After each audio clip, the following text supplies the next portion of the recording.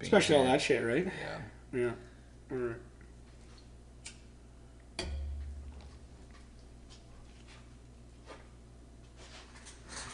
Speaking of, I should see if I can email me for my wheel.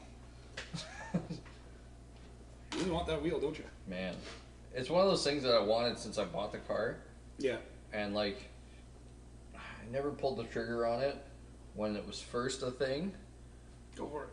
I've been recording for like the last 2 minutes. Oh, okay. Should I turn it?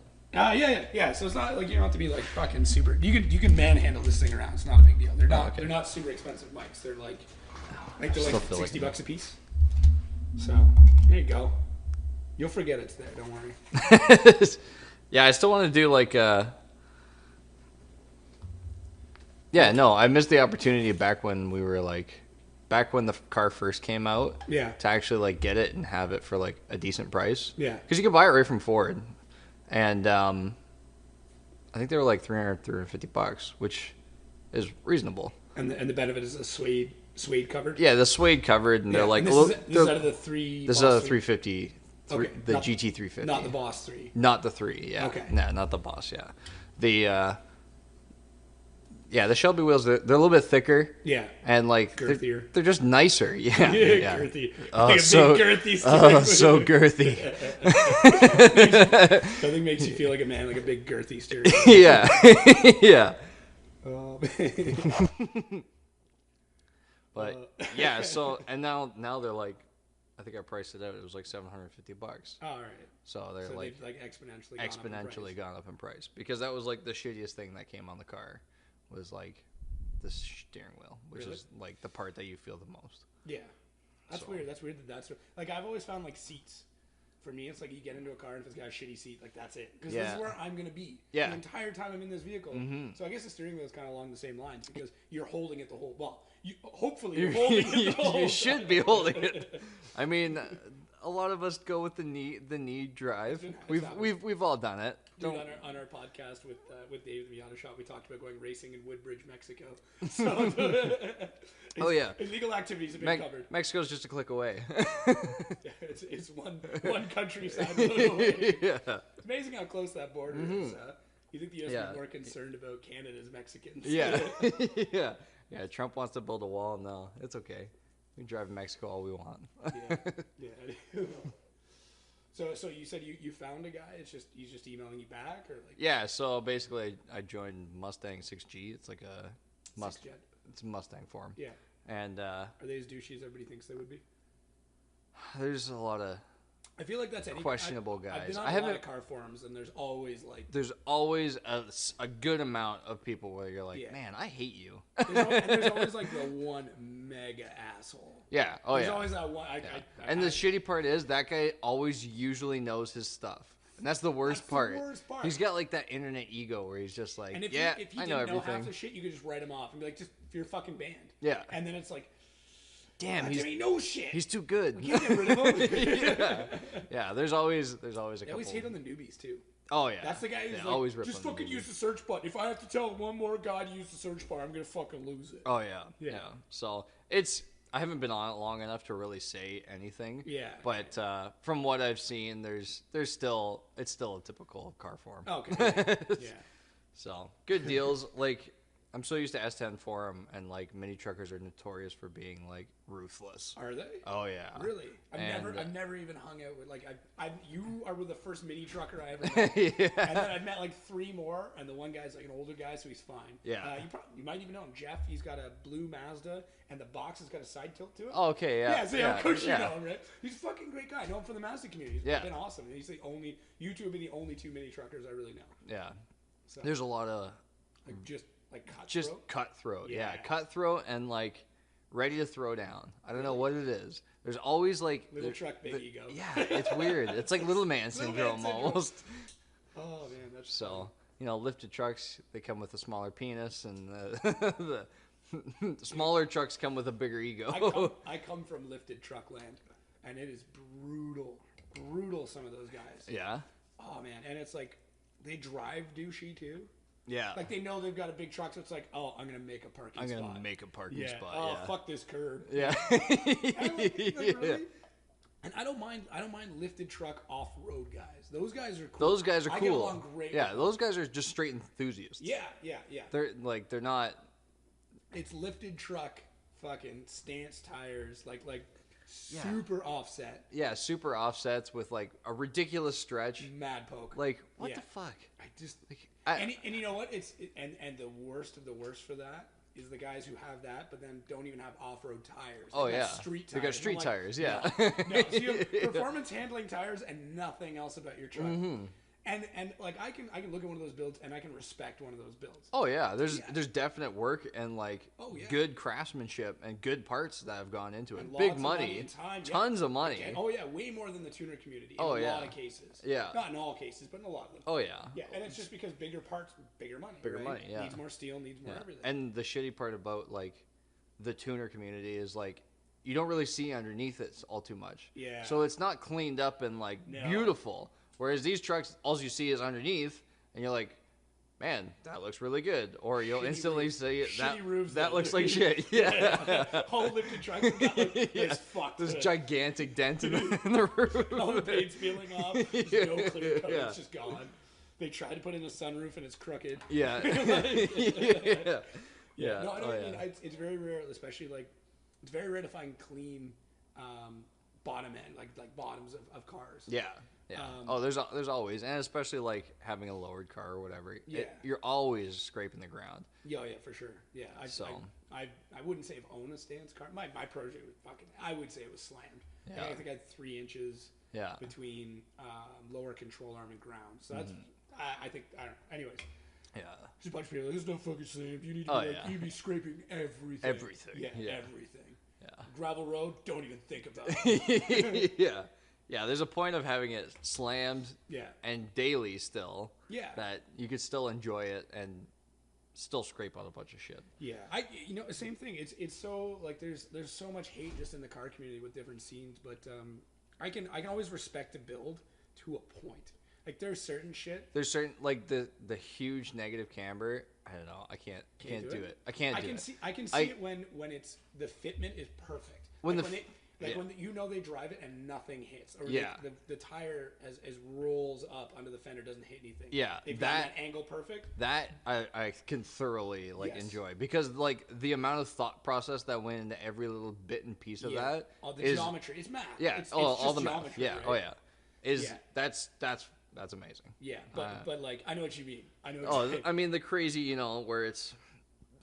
I can't. And then, but you know what? Then it's weird because it gets to that point where you see those guys with like I'm talking the stupid amount, like where they look like they're laying flat like UFOs, like those guys. I look at that and I'm like, it's pretty fucking awesome. It's that freak show thing. It's like that point where like you have a piercings. Piercings are tattoos. Yeah. Like you get to that point where like you've got one tattoo and you're like, okay, you've got a tattoo, it's got a meaning, and then you get to the point where you've got like a bunch of tattoos, a ton of tattoos, but like they're not filled in, and it's just like fucking just work here and there, and you're kind of like, eh. But then you get to the people where they've got like full sleeves and chest pieces and back pieces, and you look at that, and you can respect that. Yeah. So it's that extreme. It's that in between of like, okay, you've given it enough that you've tried real hard, but you haven't given it so much that it's awesome yet. Yeah. And you look like you're trying too hard at that point. Mm-hmm. Yeah. Yeah. Oh yeah. I can totally respect the like fabrication that would go into making that work. Yeah. But I wouldn't trust it. No, you wouldn't catch the real shit. No, hell no. No, I've been in some questionable like mini truck builds. I bet. And like. You've taken me in questionable mini truck builds. Yeah, maybe. But. The Scrambler. The Scrambler was a blast.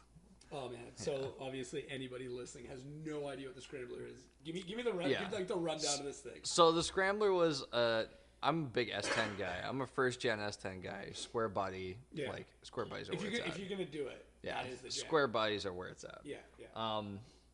And it was a 92. It had a little 4-cylinder in it. It was 5-speed. Absolutely nothing special about it at all. No power, anything. It didn't even have power steering. I didn't know that. Yeah, no power steering. So, needless to say, I had a bent wheel because of trying to palm it. All the time. Yeah.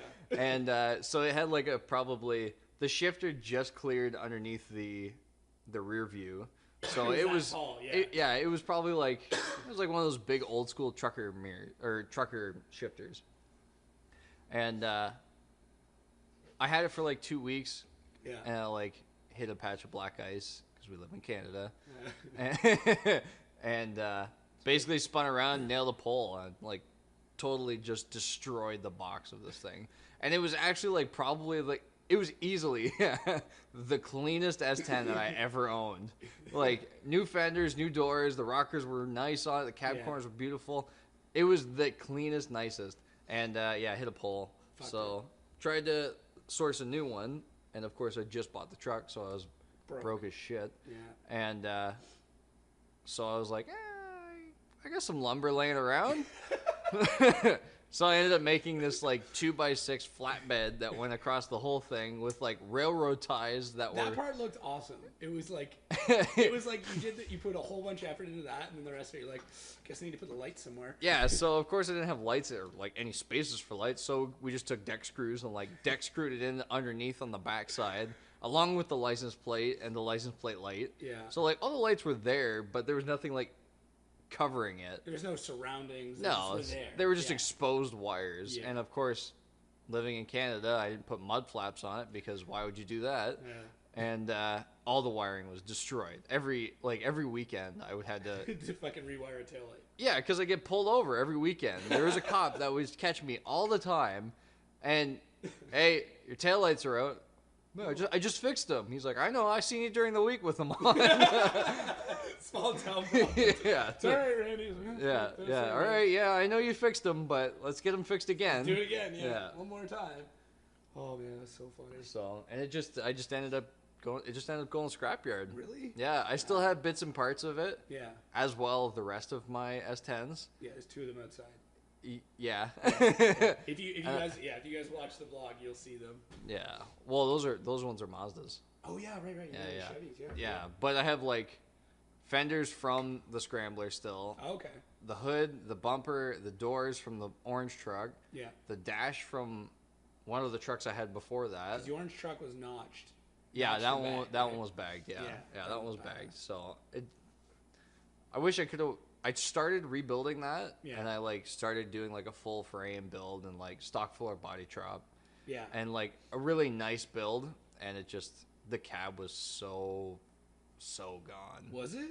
I didn't know. It was so bad. Fuck. I started pulling it apart and like, oh, there's a little Mondo here. I'll just like nick away at that, nick away at this. I ended up like to the window seam before I came to like steel. It was. I didn't know that. Man, I thought it meant like it was rusted out. No, well, it was. It was just really Mondo. So so I just basically ended up saying, you know, I gotta pitch it. There's not really enough steel to make it. No, scrap the frame. That's where all the work was too. Yeah, I scrapped everything. I still have like the air management system. Yeah, you got a tank over there. Yeah, I got an aluminum tank over there. Yeah. I ended up buying like new compressors for it. Okay. And like, I ended up buying a bunch of shit for it, but I got to the cab and I was just like, oh man. And like at that point, I didn't have like this shop. Yeah, you had the shop. Yeah. So it wasn't really like as nicely feasible. Yeah. So we didn't have the power to really run heavier welders, and it was because frame welding takes like that's serious time. Yeah. And you want to make sure it's good so that you don't die, because dying sucks. Yeah, it's not a big fan. It's actually the last thing I plan on doing. Yeah, it's not really on the top priority list. No. Oh fuck, man, that's crazy. But at one point in time, I seriously put in an offer on a bag set for my protege. Yeah. Yeah, I did. Like that's as far as I went with bagging it. Yeah. I put it in. The guy had the set, and he's like, "Yeah, it was $1,200, but it was heavily used." Yeah. But like, bag P5s were not often. I was gonna say, I don't think you saw, especially at that time. Yeah. Maybe when they were relevant in 2004, not like 2010. But I used in like Ottawa, and I think it was $1,200. He used everything ready to go, and he's like, "Look, all the lines are even cut to length." He's like, "This is where you put it in the trunk, and that's it." That's pretty good. It's not bad. No, exactly. Pretty good deal. It was older, but yeah, I didn't end up fucking pulling the trigger. Something else came up. I think it was like I had to buy a water. No, was it water tank? No, that wouldn't have been it. I wasn't old enough to want to buy one. That was recently. Anyways, yeah, I had to buy something. There's something that actually came up, and I felt so bad because like I was fucking ready to go. Yeah. Yeah, and I had to tell the guy. He's like, "Fuck, seriously?" I'm sorry for being one of those guys. Yeah. But I swear to God, I think I actually sent him the receipt of the thing I had to buy. Oh, yeah. So I was like, "This is." He's like, "This, okay. This is the proof." Yeah. He's like, "I understand. You didn't have to go that far." I'm like, "No, man. I really like." Yeah. Don't like it when people get mad at me for something that I could not control. Yeah. Like, if I was being a dick and you're mad at me, fucking go ahead. Go for it. Yeah. Yeah. I deserve it. Yeah. Yeah, because I always hate it when like you post shit online, especially on forums. I can't stand selling anything on Kijiji, like Let Go, anything. I fucking hate it so bad. I know. Like it's so convenient, but it's such a pain in the ass. It's I can't do it. I can't do it. I get too frustrated. No, I hear you. I listened to another podcast the guy was talking about. He's like, you need $5,000 right now. Just look around you. You have $5,000 worth of shit. And I'm like looking around. I'm like, I could probably do it. I'm like, oh my God, it'd be terrible. It'd be terrible. The whole process would be awful. I get why yard sales are still convenient. Like, you want it, fucking buy it. Just throw some change at me and take my shit. Yeah, take my shit. Get away from me. They're not even about making money. No. They're like, okay, guys, we can order 4 medium pizzas now. Yeah, exactly. Yeah. That's how every yard sale ends. Like, how much did we make today? Like, $64. Like, all right. We're bringing 2 boxes inside. Yeah. The old guy who took all of our books. Yeah, God bless that guy. Yeah, thank you. I remember when I was a kid, wanted to have a garage sale, and I was at my grandma's house in the summer. We had it on like a Thursday afternoon. Yeah. And just sold her shit. Yeah. It wasn't anything like special. It was in the attic. Yeah. I was like, Grandma, I'm like, she's like, what do you guys want to do today? It's me and my cousin. She's like, what do you want to do today? Sale. Yeah, I'm like, I can't have a yard sale. She's like, it's Thursday. It's 10 o'clock in the morning. She's like, if you want to have a yard sale, there's shit upstairs. If you can sell it, go for it. Yeah. I think like 4 people came by. Nobody. That was like 6 or 7. Well, that was like when we were building the Miata. Oh, yeah. Everybody thought it was a fucking yard sale. It was just a bunch of parts outside. Cars parked in this driveway. Oh, a yard sale going on here? What's going on? I couldn't believe that. And the random people that like no one knew just showing up with Tim Hortons. How many fucking tens were sitting in that garage that weekend? Yeah. It was nuts.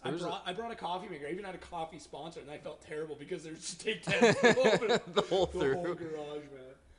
Oh. Yeah.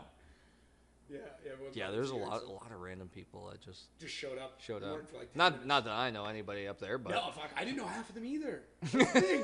And like Chris who owned the shop, and at some point he's like, you know this guy, and at one point I'm like, no, it's working though. So keep him busy. Keep that boy fed.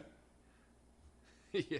Oh man. Oh man. When I try and describe people that weekend, they're like, no, you just can't. No you way. had to have been there. There's just no. Oh, that beat the shit out of me. Yeah. Oh yeah. You slept in a trunk. You slept in the trunk of your Mustang. I slept in the trunk of my Mustang. I'm gonna try and put it in the show notes so that people can see it, like Randy crawling out of the back of a Gen 6 Mustang. It was. It looked staged, but it wasn't. It was, and it was probably the most comfortable place I could have slept. Oh fuck. You guys forced me at one point to go to bed. Yeah. Oh yeah. You were like, no, Jacob, just go away. Yeah. It's like, you need to get some sleep. Yeah. He's not done. Yeah. Oh, that was the same thing with me on the Saturday. I was like, no, I can keep doing it. We were building the motor mounts, me and Ty. That was it, yeah. And it was like, okay, this needs to be 1.25 inches. And then it like measured out to like 7/8 or something. And I'm like, what the fuck? Yeah. Ty checked it. He's like, man, are you okay? I'm like, what? Yeah. No, that's not wrong. Get out of here. Okay, I need to go to bed. Yeah. Oh man, yeah, you get to that point. I can't wait.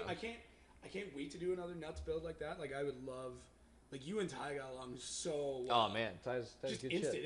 It was like that Fabricator thing. Like you like welding shit, I like welding shit. We're best friends now. yeah, best friends. I get that with cars too. Like you meet car people and you're like, just it's so weird how that fucking Clayton's a great example of it. Like he'll do what you gotta do. It's not. There's fucking noise. There's noise. Right. Like Clayton with the Supra, there was like he tells me all the time. Like anybody else that owns a Supra will deliberately pull him over to say like, hey man, I got a Supra too, and you just I'll take another beer. You're just instantly friends with them. I've had it happen so many times with like car people. You see a bumper sticker on like an unmodified car, but it's like Koenig or like fucking something really weird, and you're like, oh yeah, guy's a car guy. He just can't afford shit. Oh sweet. Man, when we were coming up to Shannonville, I think. Yeah. No, we were heading up to Tobermory. Okay. Me and my girlfriend were heading up to Tobermory. We seen Miata on the Highway 6, going up Highway 6. Seeing Miata, he had a Pistonhead sticker on his like little mirror. That's so funny. And it's like fucking wide bodied out. Like it's a good looking car. Yeah. And he just rolled up beside us and like looked at us and like kind of gave us like a nice little wave, and we kind of cruised together for like I love that. Probably like a good half hour. I love doing that. And like we were just like totally cool. Yeah, all right, yeah, just kind of do your thing. And that's such a for non-car people, they'll never understand that because it's like it's an instant bond with somebody you've never met.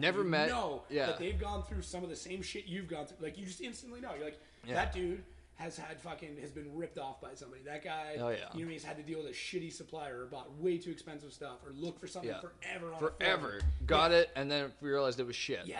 Or you know what I mean, like you spend hours shopping for shit you're never going to afford, and then you just like for the next 2 months you live on ramen just so you can buy it. Yeah. And then you get it, and it's either that full like, oh man, fuck this, or you get that like just that moment of joy where you're like, oh my god, dude, this is exactly what I wanted. I've slept with car parts. Yeah. There have been times I'm like, I don't know, I just feel like it needs to spend a night in the bed. Yeah, I feel like this should be close to me. I'm gonna beat the fuck out of you for the rest of your life. Yeah, you don't know what's coming to you yet. Yeah, you're not gonna be pampered. This is gonna be hell. I remember getting my first turbo kit and being like, whew. Like I remember like looking at it and I'm like, holy fucking, like buying expensive. Like I bought a Steed Speed manifold. Yeah. That was like a 4-to-1 V collector. Oh yeah. And it's beastly. It's fucking wicked. And it's already like it's used, but it's heat treated, like coated, and everything's wicked. So I remember like getting that and just staring at it for like 20 minutes. Yeah. And like looking at all the details, like how it was welded. It was billet. The whole thing was billet. Oh yeah. Loud. Steed Speed manifolds, man, they're insane. They made one for the 4BT and I really wanted one. Oh yeah. Yeah. I contacted the guy and I was like, can you help us out? And he's like, look, man, I'm a one-man operation. He's like, that would it would hurt me to do that. I would like to do it. I couldn't. Yeah. But yeah, it would have been wicked. Would have been fucking wicked. Oh yeah. Oh. Billet stuff's just I don't know what it is. Machine stuff. Not that I can machine anything, but man, machine stuff. I just get. I feel bad that the industry is like dying. Yeah, it is, but it's not. It is, but it's not. It'll never die. The workmanship that goes into it is dying because of the. We might have to kill that. Yeah, we might have to kill that. Hang on. That's all right. It's all right. No, I know exactly what you're saying though. Like I remember in high school we had machine shop class and they had an entire room dedicated to just mills and lathes and everything else. And then just slowly, it was like there was like, oh fuck! I just killed somebody's ear. Uh-oh. Nah, it's fine. We'll test it. Yeah, I'll have to like the microphone or headphone people have just died. Fuck this piece. It's probably fine. Here, just talk straight into it. I can fix this. Come on. Here, just talk right into that microphone. They'll make sure it works. Hello? Get close to it. Hello? Yeah, you're good. Yeah, fuck, it still works. All right, we's good. Yeah. I'll keep the bang in there. There'll be like some guy at 3 a.m. listening. Like, oh, fuck! What the fuck? Yeah, there used to be an entire room dedicated 100% to just milling. And then now there's like 2 lathes and a mill left. Mm-hmm. So, man, even the company I work for during the day, we're the exact same way. We used to get all of our wheels and everything machined by a local guy. Yeah. They did it all by CAD anyways, so it wasn't really costing them a fortune. Yeah. But like getting the stuff done there and then getting it done in China, like we can literally buy a box 10-inch billet wheel. Yeah. Heat treated with all the bearings and bearing housings for cheaper than what we can buy just the wheel from him. Yeah. Just machined, not heat treated or anything. It sucks. So, but like as a business, like you really want to support the local guy. Yeah. But you still want to be in fucking business. But you still want to make money so you can live. Yeah. Because you know everybody else that's there is getting it from the same fucking Chinese guy. The same, yeah. Yeah, and they're not paying anything. Yeah, that's the shitty part about like that industry. Yeah. There are lots of places to get a lot cheaper.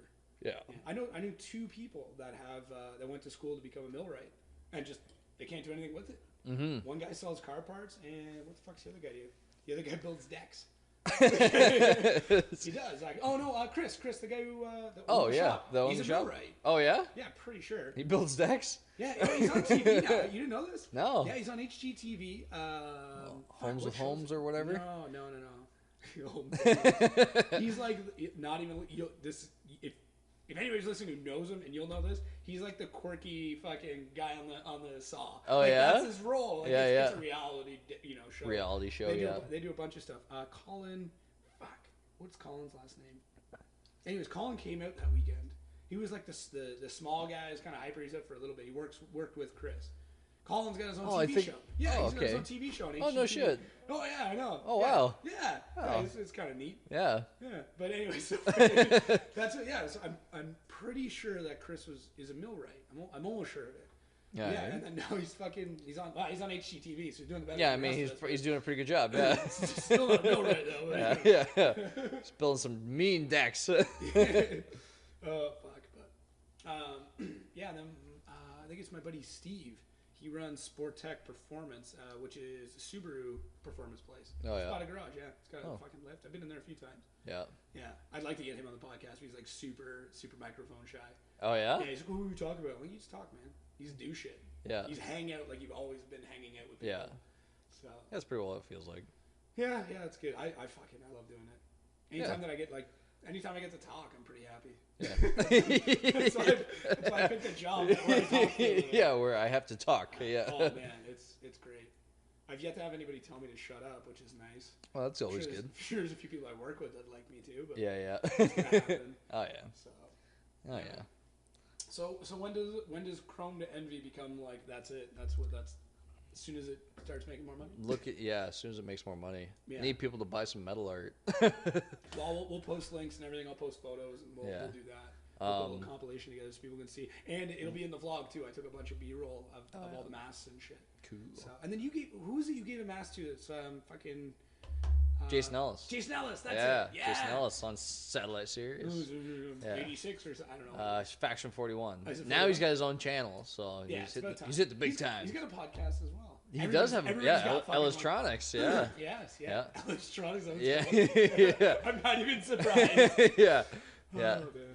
That was pretty awesome. Considering it was just like I'm going to build this because it looks like it was going to be fun to build, and then they just emailed me and said, hey, we want this. Oh, they asked you for it? Yeah. I thought you sent it in and gave it to them. No, I Hope you charged I did send it in and give it to him, but it was like it was almost like not a marketing thing, but it was like here's this, talk about it, whatever. Oh, okay. Whatever happens with it happens with it. Yeah, you made it. You sent it to them. You're like, look, I made this. If whatever you can do with it is great. Yeah. Well, I made it, and just making it for my own sake of wanting to make it. It's that wolf mask, right? Yeah. And I made it, and then they just kind of were like, oh, hey, look at that. Fuck, cool. Do you tag That's him on awesome. Instagram? Yeah, I tagged him on Instagram. Yeah. Jason's usually pretty good for getting back to people who really? actually tag him and stuff that he likes. I love guys like that. Yeah, so he's he doesn't consider himself a celebrity because he's like a skateboarder and Yeah, he's like a down home. He's actually a lot like a lot of drift guys. That subculture. You're a celebrity in one culture. Yeah. You're not going to go to the fucking Emmys. Yeah, exactly. So so they he was like, oh man, that's fucking sweet, and I was like, all right, well let me know if you want it. Yeah. And he's like, oh, Will's gonna get in touch with you. So his producer got in touch with me. That's cool. And we sorted out the details, and I sent it to him. They thought it was jewelry sized. Oh, really? Yeah, because I didn't really take any pictures showing this is the size of this. Yeah, there's no comparison beside it. So they were like, oh yeah, it's jewelry size. So they sent me they sent me a bunch of Red Dragon shit and stuff like that. So they sent me a bunch of stuff, and then I was driving home from work one day, and I was just not really paying attention to the radio, and I heard my name, and I was like, oh, what the hell's going on here? Yeah. So I rewound it. Listened to it again. I was like, "Oh fuck yeah, they're talking about me." It's the same me. Oh my god, that's me. So then for a couple of months, they were just posting up celebrity pictures, and it was up on their up in their offices. Yeah. It was up in the studio, I think. Yeah. And they took I think the first one the first one they sent me was like Robbie Lawler. Oh, cool. Up beside it with like Jason stuff Same like that, and like does he have like a big wolf tattoo or something? Yeah, he's got his head. He's got a wolf tattooed on his head, which is so badass. I know, right? That's so awesome. I want to get my head done so bad, but I don't have the balls yet. A friend of mine, Greg Woodrow is his name. He's a big punk guy, and he has "fuck the world" tattooed across the top of his head. Oh yeah, right at the hat line.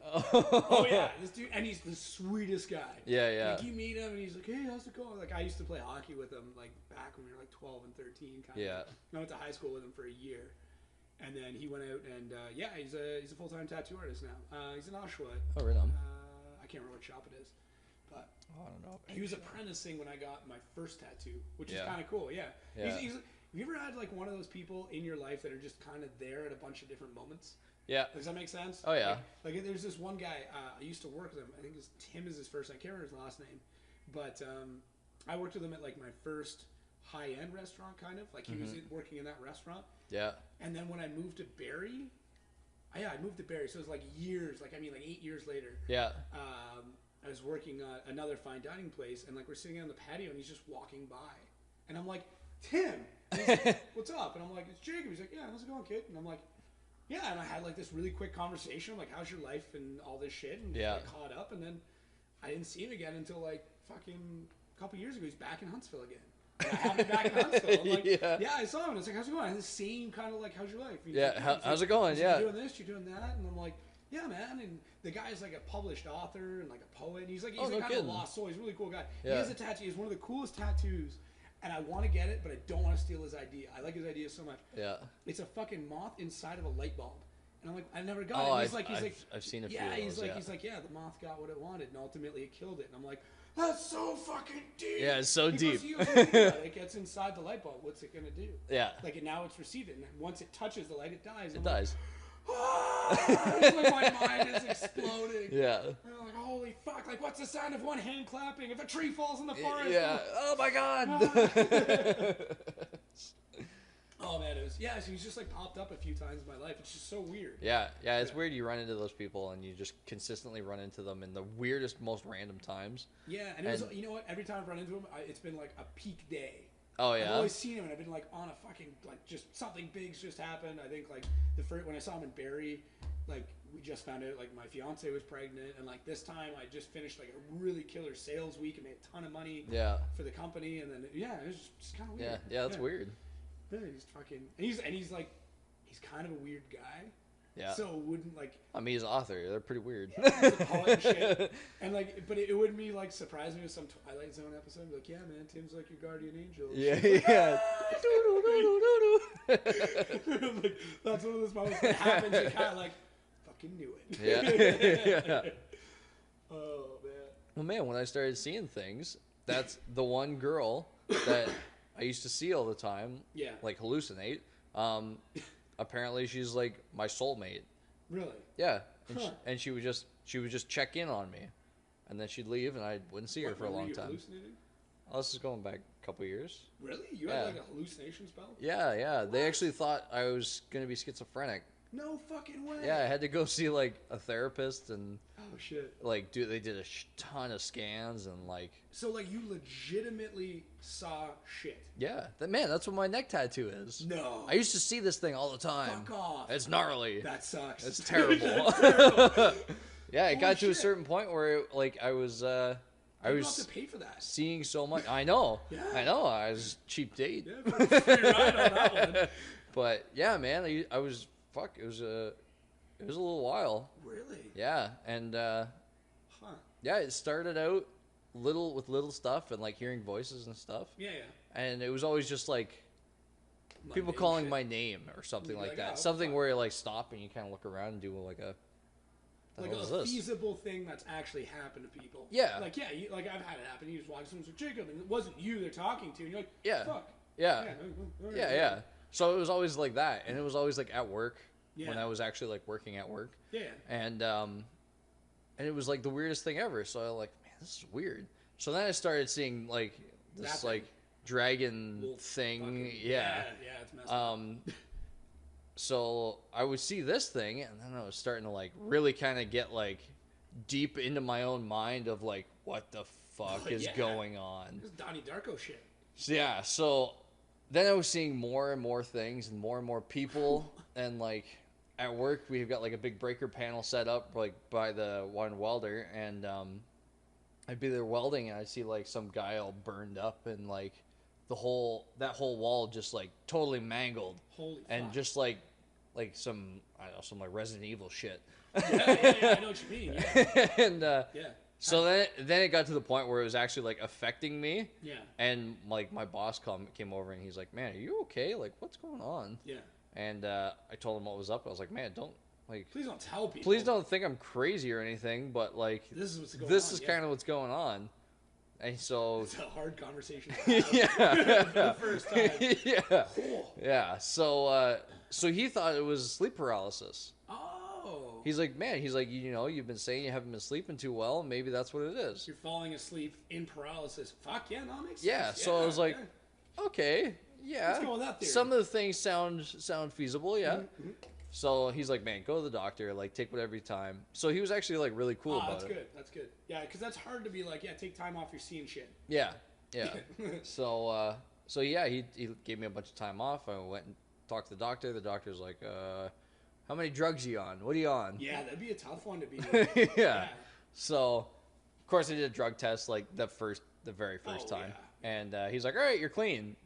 Let's see what's up." Yeah, no, fair enough. So they got legitimate after that. So they got legitimate after that. Yeah, you're not on PCP. Yeah. And they're like, okay, so something's actually wrong. Something's actually wrong with you. Yeah. Oh yeah, you're seeing things. Hey, yeah. Okay.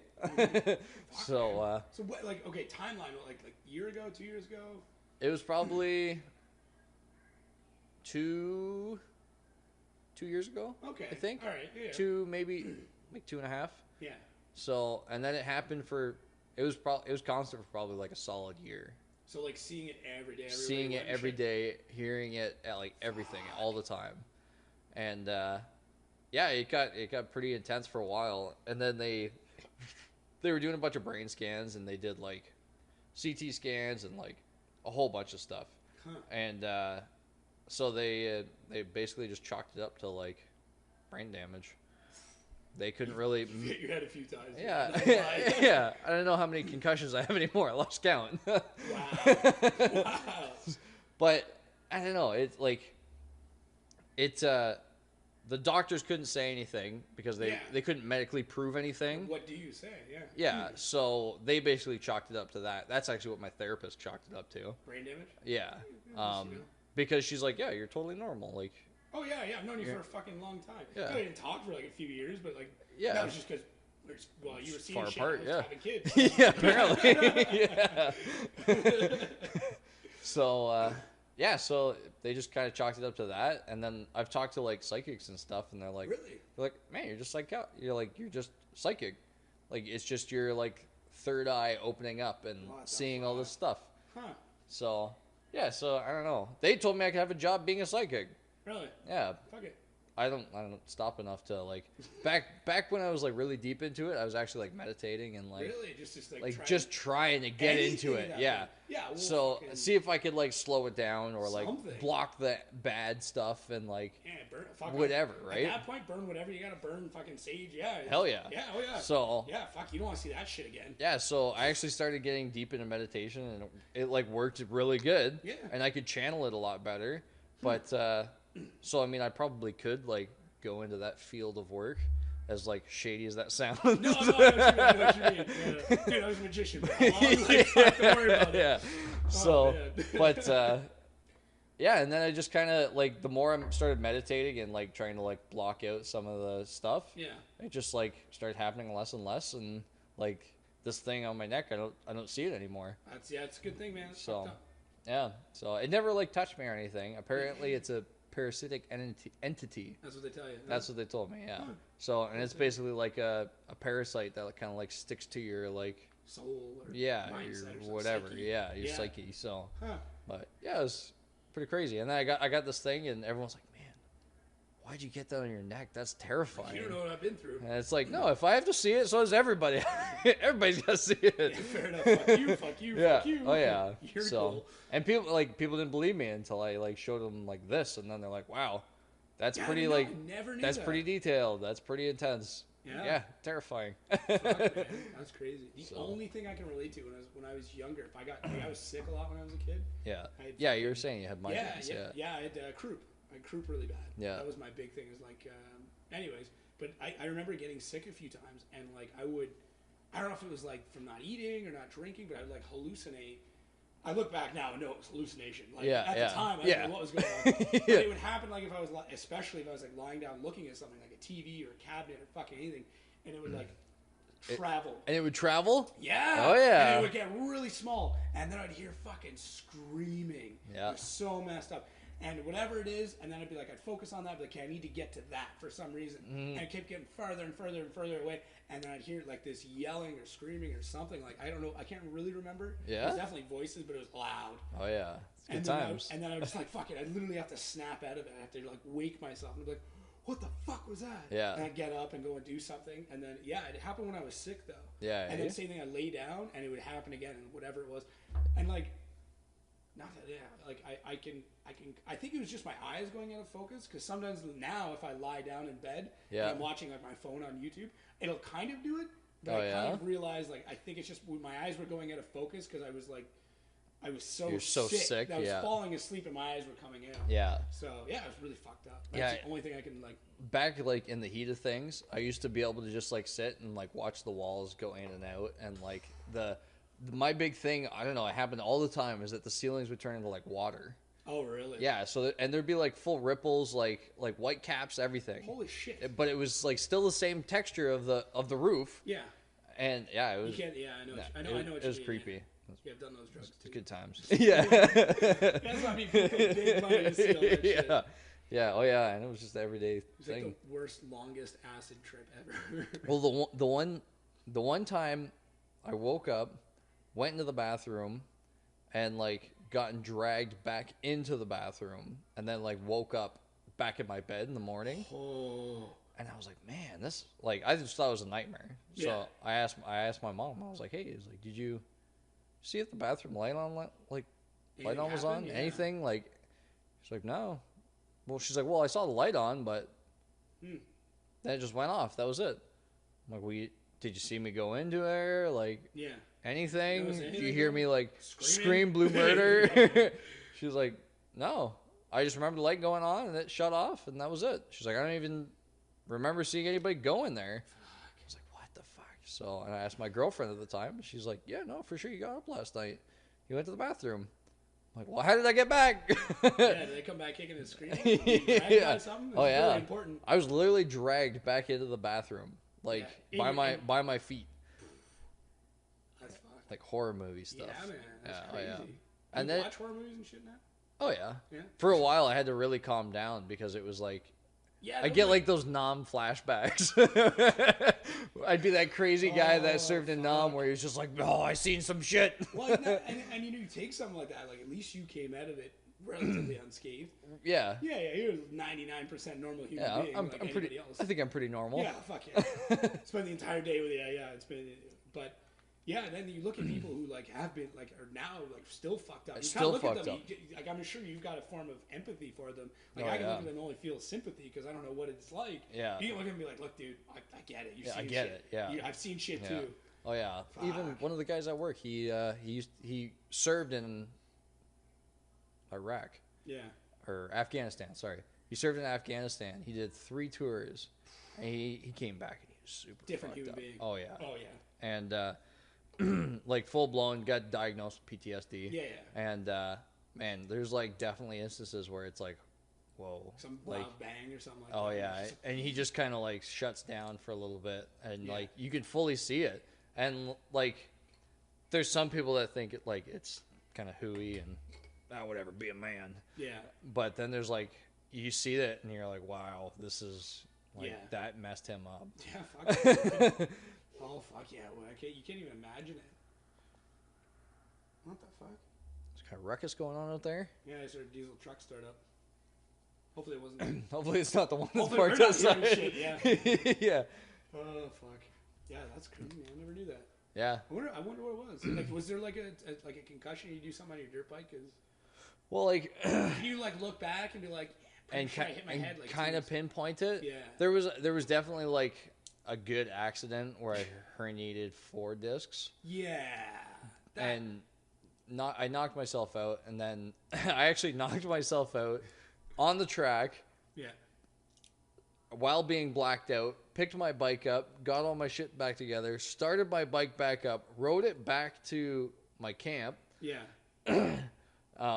Put the bike on the stand, kind of cleaned myself up a little bit. I had like, by the time I came to, it was like 20 minutes after. What? So you just did that like instinctually? It was just, I guess it was just instinct. You had just enough neurons firing to do that. Yeah. And so I woke up, or came to, I guess. Yeah. And like I was sitting on a stand, and I still had like my pants on just my pants on. Yeah. And I was like, I could feel blood on my back. Oh, so I was like, oh man, like, oh, I'm bleeding. And I like look at my hand, there's blood all over it. Yeah. And I'm like, oh man. So then I fucked up, yeah. So I come to that realization, and then the guys who were with me are like, man, you've said that like 10 times already. And I'm like, by then I would already like click into like, oh, my back feels wet. Oh, I think I'm bleeding. They're like, stop it, shut up. So I think that was probably, that happened, and then a couple months after that, I started seeing stuff. Yeah, that definitely did it, man. I'm pretty certain that's what it is. I'm not a doctor, but yeah. The fact that you had 10-second reset, 10-second Tom. Yeah, for 10-second Tom for a little bit. Yeah. So I'm gonna lay it on. Yeah, that one. it was a good thing. That was like one of the first times I actually like went to the track with a couple buddies, but like separate from them, not just like everybody pile into one truck or whatever, like we just met there. We just met there. So I had actually brought somebody with me, and thankfully they could drive. Oh yeah, you would have been just because I really don't remember much of the ride home. Jeez. So yeah, and then after that I started seeing some things. Yeah, I can see that. So I can see a resemblance. Put 2 and 2 together there. Yeah. All right. Yeah, I'm no mathematician, but. No. And then what all like you fucked your back too? So like obviously that was one time. Yeah, so that was just after Nuts broke his femur. That was literally the weekend after Nuts broke his femur. How did Nuts break his femur? He came over a tabletop. And it was like blind. You couldn't see the landing. So came around the corner, came over, and just like seat bounced it. Because he had gotten to a point where he could ride pretty decent. Oh, really? Yeah, he's actually pretty good on a dirt bike. Funny, because he's not really good at much else. No, he's just nuts. He's just nuts, yeah. So, sorry, dude. So, he came over the tabletop, and he came over, and by the time he like stood back up to kind of spot his landing, some kid's bike was down like perpendicular to the track. Oh no. And so instead of bailing, which we all know Nuts is very good at bailing just like that because he falls all the time. Yeah. He stuck with it. And he's like, oh, I got this. I got this. So he figured he was going to set his back tire down on like the side of this kid's bike. So he went to set his back tire down, and he hit the undercarriage, and it basically just fucking flipped him head over tail. Yeah. So he ended up like probably a good like 80 feet away from where he actually hit the guy. Yeah. And he shattered his right femur in like seven places. Oh, he fucked up good. Yeah. It was absolutely destroyed. You can bleed out from breaking your femur. Oh yeah. There's so much blood in your femur, you can bleed out from it. Yeah. And considering we just like picked him up and put him in side by side and went to drive him to the hospital. Dude, it's funny. So after watching the GoPro footage afterwards, I was like, wow, we could have killed you. Oh man. When I did ski patrol, our protocol for broken femur was the same as a broken neck. Mm-hmm. Like that's how fucking like because you have your femoral artery that runs right beside it. There, yeah. And if that tears, that's it. It's over. It's over. There's nothing anybody can do. And like I said, looking back at the footage, that leg is jello. It was huge. Like moto pants fit pretty loose, and like his pants were tight. Yeah. And I'm like, oh, that's all looking back on it, you're like, wow. Yeah. Wow. Yeah, I've done that a few times. I look back and I'm like, oh man, we all could have died. Yeah. Good thing we're for little knock on wood. Still. Nice. Okay, so then and then you did your back. So then I did my back in the guess the first time. Yeah. That time. That was easily the worst time at that point. Yeah. One more time, let's step it up a notch. Yeah, and then go to Moto Park and kind of got lost on the track where there's one part that's a roller and the other part that's coming out of the valley. There's one part that's a roller. Yeah. And then there's another that comes out to like a big, I don't know, it's like a 70-foot tabletop. So it's like decent. You got to hit it at a decent speed. Yeah. And I hit the roller thinking it was the tabletop. Oh, man. And yeah, pretty well. Dukes of Hazzard did it, but didn't roll away. So yeah, I shattered my L1. Don't know. I think lumbar. Yeah, it's in the lumbars. Okay. So it was low enough that it would be an easy surgery if it needed to happen. Yeah. So I kind of got like lucky that way. It was a good part of your back. Yeah. It was the good part to break. Any part to break. That was the one. That was the part. Yeah. So and then herniated another 4 discs. So, but same 4 or different 4? Different 4. Oh, so I kind of got lucky. As shitty as anybody with a herniated disc knows, it's pretty shitty. I got lucky and it squeezed that vertebrae together and it like held it together, so it didn't like come apart and like fuck up a bunch of nerves and everything like that. It went together. So it like held together because it was just it was a compound fracture because it was just like literally I came down, my ass hit the seat, and then everything went. Yeah, so like an accordion. Crushing a pocket. Yeah. Best way possible. Yeah, best way possible. So, so then, like Owen Sound is like... Well, that's where it was? Yeah. Oh. So it was like it's probably like a good 3 hour drive from here. Yeah. So that was pretty terrible. We were only there for like half hour. Everyone's dead. Yeah. So I took one of my buddies that I was working with, Joey. We went up and he's really good on a bike. He rode Pro 2, he rode MX2 in the CMRC. So he actually ended up riding Pro as I was working for the CMRC. Oh right, yeah. So the Monster Tour, the Moto Tour, yeah. So it was kind of funny because we crossed paths before cross country. He's your Tim. Yeah. Cross paths before and like partied, and then we end up like working for sister companies. That's funny. And like at the Christmas party, I'm like, man, this guy looks so familiar. Yeah. Where do I know this guy from? And he's like, yeah, man, I used to ride I ride dirt bikes, this and that. I'm like, yeah. Oh, this is where I know you. Yeah. So Pro. So he's good shit, and he was right there when I crashed. Yeah. And he was like, all right, man, like let's pack it up, we'll go home. And I was like, no, oh man, this out. We just got here. Whoa. Like carry on.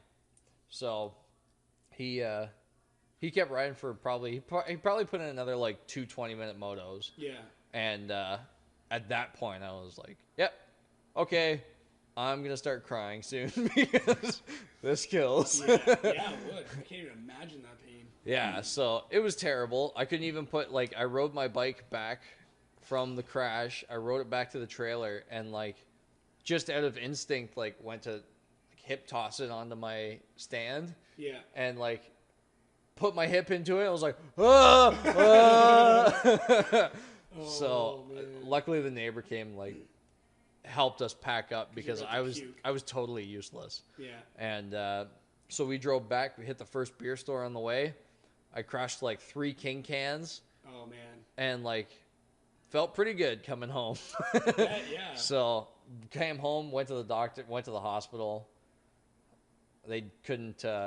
They looked at it and they're like, the X-ray comes back. I can't see anything. He's like, but it looks like you broke your back. So I don't know. And then he's like, all right, here's some. I think he gave me some oxy, some perks or something. He's like, all right, get the fuck out of here. Holy shit! So he sent me out, and I went golfing the next day. So the worst. It was awful. Everything about it. Yeah, everything. The cart, everything. Oh my god. Oh yeah. So we went golfing, and needless to say, I was a little inebriated at that point between the perks and the beers. Actually, it wasn't a bad round. Yeah. I could only get 11. I think I gave up on the 12th hole. Yeah. Where it was just okay, I'm just getting drunk now. I can't do this. Yeah, we're good. So yeah, it was good times. That's fucked. So, that's funny. And of course, that was like a month after taking over the shop. Oh, yeah? Yeah. So I was like, I had to work. Yeah. Because You just rented a shop? rented a shop. And so, like, that was picking up because people were, like, that whole awkward month of, like, moving in and getting set up. Yeah. People are like, oh, yeah, I want you to do this. I want you to do this. So you, like, gather up all this little work. And now my back's broken. I can't do anything. Fuck's Yeah, sakes. it was awful. It was I absolutely can't terrible. think of Jesus. But I pretty well powered through. I think I was still working 7 days a week.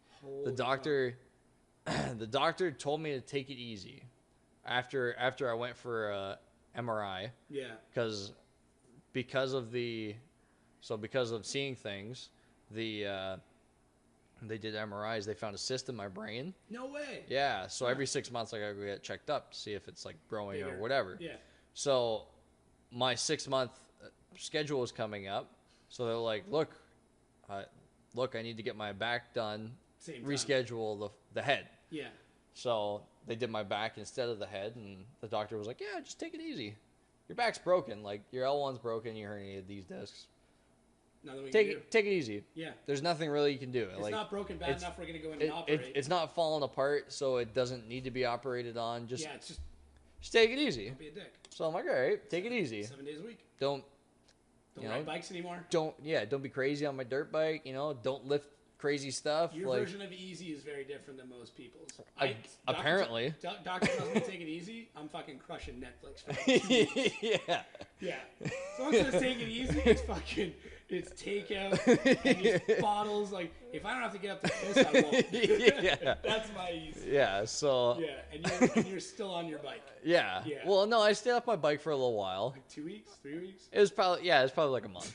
Okay, good. So that's good. It was it was probably a month, and then it was starting to get to the point where I couldn't sleep because my back was hurting so much because I was doing like 6 to 4:30 at my day job, and then about to fuck my own mic here. 6 to 4:30 at my own job, and then like 6 to 11 here. Yeah. So, I mean, that's my typical day. Yeah, that's a go-to. But it was a little too much for the old spinal injury. Fuck, man, I can't even bitch about like breaking a collarbone when I was 15. Well, see, and that's the only thing I ever broke. Yeah. I mean, realistically, I'm doing pretty good. Yeah. But we were saying today, with like no stitches. Yeah, no stitches. Yeah. I haven't had to go for surgery. You haven't done surgery yet. I haven't done surgery. I haven't done stitches. No skin grafts. Surgery. Like, he's like 4. Yeah, nothing. Yeah, I've been pretty good, considering. Yeah. I just got a bunch of concussions and a broken back. All head and back, baby. That's it. Yeah, that's it. He's great. Yeah, Fucking A1. Yeah, oh yeah. Yeah, I'm a perfect parts car. Yeah, exactly. You're Yeah, a nice vehicle with a broken engine. Yeah, no frame. The frame's fucked, but man, the guts are good. Yeah, fucking perfect interior. Yeah. Oh man. Yeah, that's pretty well. Yeah. Oh, that's crazy. Yeah, fuck, I had no idea. Yeah, man, fucking good times. Yeah, I did my wrist on a dirt bike. I did my collarbone on inlines. I broke my collarbone on inlines. Ooh. Yeah, so I was living at my dad's at the time, and it's like little town, Smithville, like smaller than Smithville, like 1,000 people. Ooh. Yeah, one store, that's it. Like one general store, little store. Yeah, so they made this big announcement, we're gonna pave all the roads. Yeah. And I've been a rollerblade kid my whole life, right? Yeah. And I'm like, this town's been bullshit for rollerblading. It was brutal, man. Yeah. I was rollerblading between patches and shit, like just jumping from one to another. Jump from one to another. Yeah, and then they're like, we're going to repave the whole town. I'm like, oh my God, I'm in heaven, right? Yeah. And there was like this one area where it had a little downhill, and then they had started paving, and then something had happened. There was a rock. Yeah. So they had to blast the rock, and then they started paving again. So there's like, it was like easy 12 to 14 feet. I can't remember a lot of it, but like, it was a sizable gap. A sizable gap. And I'm like, all right, how am I going to do this? Yeah, I got this. I can do this. Yeah. And I was not good on rollerblades at the time. Yeah, like looking back, I was bullshit. I'm not great now. Yeah. Like in like if you were to compare me to someone who does it a lot, like I can grind and do the odd flip and shit. Yeah, like, you could do more than most people, but not as much as I can't even like rollerblade normally. I'll get to a good story. Let alone jump. Yeah. So I was like, all right, I gotta fucking hit this. Like I gotta gap this, and I kind of looked at it, and I would do like the skate up to it and stop. Yeah. And like run it out, and I'm like, I can't get enough speed. So I found a buddy of mine with a 4-wheeler. And he's like, oh, that's how you get her done. Yeah. He's like, okay, how fast do we need to go? And I'm like, well, I'm gonna go as fast as I can on my blades, and then you kind of judge from there. Yeah. I'm asking like I'm like 13, he's 16. Like, oh yeah. Just judge how fast I'm going. So he like rode beside me. He's like, okay, you're doing like 12 or like 14 kilometers an hour, miles an hour, or something like that. Yeah. It wasn't very fast, right? Yeah. He's like, I think we need to do like 35. Jesus. Like, yeah. So I'm like, okay. So I put on a helmet, thankfully. Oh, there you go. Yeah. So I'm on a rollerblade. You know what? I don't care what anybody has to say. Helmets save lives. Yeah. Stop me from seeing shit. Yeah. Oh yeah. Man. Yeah. Oh yeah. So fucking, I put on a helmet because I didn't ride with a helmet often. And he pulls me, and we hit like as fast as whatever it was, and I don't remember it, but from what I've told. So I went up and I gapped it, and I always gapped, and I always went into a 180 because for whatever reason, like landing backwards seemed safer to me. Really? Yeah. Like man, I think you just shit whip yourself. No, man, like that was because I would lean forward, so I'd rather fall forward and slide out. Yeah, I guess. Than forward and slide, because if you're going forward and you fall forward, you're face forward. Yeah, you're taking out your chin. Yeah. And if you slide out backwards, you're hitting your head. Well, it was way easier to like lean forward and turn. Yeah. And now if I slid out, I always slid out this way, like hands going out, and I could brace myself. Right, okay, I splatted. Yeah, yeah. As opposed to like whack. Yeah. So I immediately did a 180 just out of instinct. Yeah. And I missed the gap by 2 inches. And really? Yeah. Doing 35? Oh yeah, we were like, I just didn't jump high enough. I don't know what it was. Yeah, yeah. But they said that what happened is when I landed backwards, just my front wheels caught the lip of the pavement. Oh. And that was enough to kick my feet out from underneath of me. Yeah. Because like my body went, my feet stopped. Yeah, so just turn into like a backflip. Yeah, except for I like tried to turn out of it again because I was still rotating. Yeah. And I just drove my shoulder into the pavement full force, and well, you can still kind of see it. It's like it sticks out pretty good. Oh yeah, it didn't go right. No, it's a funny story why I didn't go back into place properly. Yeah. But I smashed it, and I guess I ragdolled, and they immediately, being 16 years old and thought they just killed somebody, took off. Yeah. Oh yeah. They're gone. Yeah. Flight. I'm gone. Oh yeah. Fuck this shit. I just killed this kid. I'm out of here. They didn't have any part of this. Yeah. So I came to at some point in time, like it wasn't like hours later, it was probably a couple minutes or whatever. Yeah. And first thing I do, because it's my right arm, is I go to prop myself up. And as I do, I felt my collarbone just go up. Yeah. My arm just went to the wrong place, and then I blacked out again. Yeah. And then, some old dude woke me up. Like maybe it was the guy that was yeah. Some old guy's, kid, are you okay? I'm like, yeah, I'm fine. And I'm like 13. I don't want to cry, right? You're yeah. At that age, like, it's unacceptable. It's unacceptable. Yeah. So I get up, and I was like maybe 2 blocks from my house. I'm like, fuck it. And I just like started skating. I'm like doing that. I don't want to cry, but I really want to whine. But I really want to whine. Yeah. Yeah. And I get to my dad's porch, and it's like an old house. It's a wooden porch. So I have to climb stairs and roll blades. and the fucking handle is on the right side, so I can't use my right arm. Oh yeah. So I'm like getting up, and I'm like, Dad! And I like bang on the door because I couldn't even get my skates off. Yeah. And then like the kids came back with the 4-wheeler to like see if I got made it home all right. Yeah. So they're there, and they like start taking my skates off. My dad finally opens the door, and he looks at me. He's like, "What the fuck did you do?" And I'm like, "I think I broke my collarbone." He's like, "All right, let's see." And I like pull my shirt down, and it didn't break the skin, but it was poking. Yeah. Like it was definition. Well, you can see it's poking pretty good. Oh yeah, it still pokes really good. Yeah, it's got a pretty good angle on it. So he's like, you fucking did it this time, right? Yeah. He's like, all right, get in the fucking car. So I get in, and like we go to the hospital, and we get there, and I start going into shock like right before we get there because like it's pretty fucked, and I shock easy. I shock pretty easy. So they get me in a wheelchair, and they get to like the fucking reception thing, and my dad's been like a career fireman. Yeah. And he just starts yelling, and he's yelling all the right shit. Yeah. Like, we need to get in for this, and people are like, okay, and they're just listening to him. Yeah. So we get in, see the doctor, right into a room. He looks at it, he goes, yeah, it's fucked. Like, you don't need an x-ray. It's destroyed. And then I start coming back around. They give me orange juice, try and get me out of shock, give me some Advil. Yeah, get some sugar in your system. They're like, hey, we need to reset it. And I'm like, okay. And it's not common practice to gas anybody when you reset it. They just do it. Wow. Yeah, well, at least that's what they did. Yeah. And so they put me in what's basically a backpack with an X on the back. Yeah. So the straps cross over, and the idea is that like one shoulder supports the other one. Yeah. And it's basically a backpack. Yeah. And they lay me down on my stomach, and they put the thing over, and the nurse goes like, "Okay, we're gonna go on 3." And I remember 1, and I remember 2, and I don't remember anything else. Yeah. Because they just fucking yanked. Yeah. Just put you right back out. And... Oh yeah, no, that's not even a shock. Like, I pass out from pain just all the time. Yeah, and then so it was. They got it back into place like in the right spot, and they kind of like braced it. They put me in a sling, like a really tight sling, so it wouldn't move. Yeah. And then I went to school. I was in grade 9 at like a new school, so I did this like right before fucking school started. So I had to wear the harness on the outside of my clothes so people could see it. Oh yeah. To be like, okay, there's something fucking what the going fuck's on wrong with this guy? Yeah. And like that was kind of my dad's theory. Is like, look, if you put it under your shirt, like, yeah, people aren't gonna know, but then they might bump you. And like, yeah, because your collarbone is the last bone to develop in your body. It's just like, and it's not big. Yeah. It's not big. Yeah. So it's fine through that. And just that shoulder, just the shoulder rub. Oh, it's all somebody. Takes. Yeah. And it's nerve endings because it's a clean break. So like those nerve endings still move. Yeah. Worst feeling.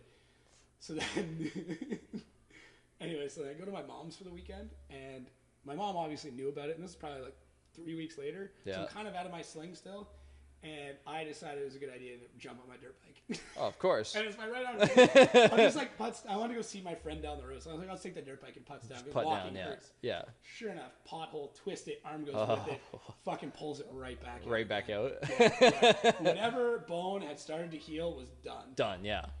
So I'm laying there, and I just start screaming. I'm not far from the house. My mom runs in, like, you fucking idiot. And I'm like, so... She goes to put it. She puts it that she's been a nurse. She like gets it as close as possible. Yeah. And then 6 weeks later, I was like, oh, it's fine. So I went out kneeboarding with my buddies. Fucking right out again. Just broken. Same spot again. And then I was so mad and embarrassed. And I didn't want my parents to know, so I hid it. And I had my buddies like try and put it in place, set it? like on the beach. Oh, gnarly. Yeah, and that's why it's fucked now. Because I had like 4 13-year-old kids trying to put a fucking collarbone back. Oh, man.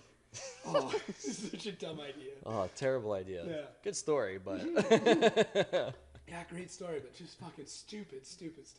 All right. That's why, yeah, that's fine. I got a pee break. You got a pee break? All right, we'll take a pee break. I'm gonna insert a commercial here that I don't have. We don't have sponsors yet. I should put like a Chrome to Envy. Chrome to Envy sponsor. This episode is brought to you by Chrome to Envy. For all of your custom metal furniture, I don't know. We'll be right back.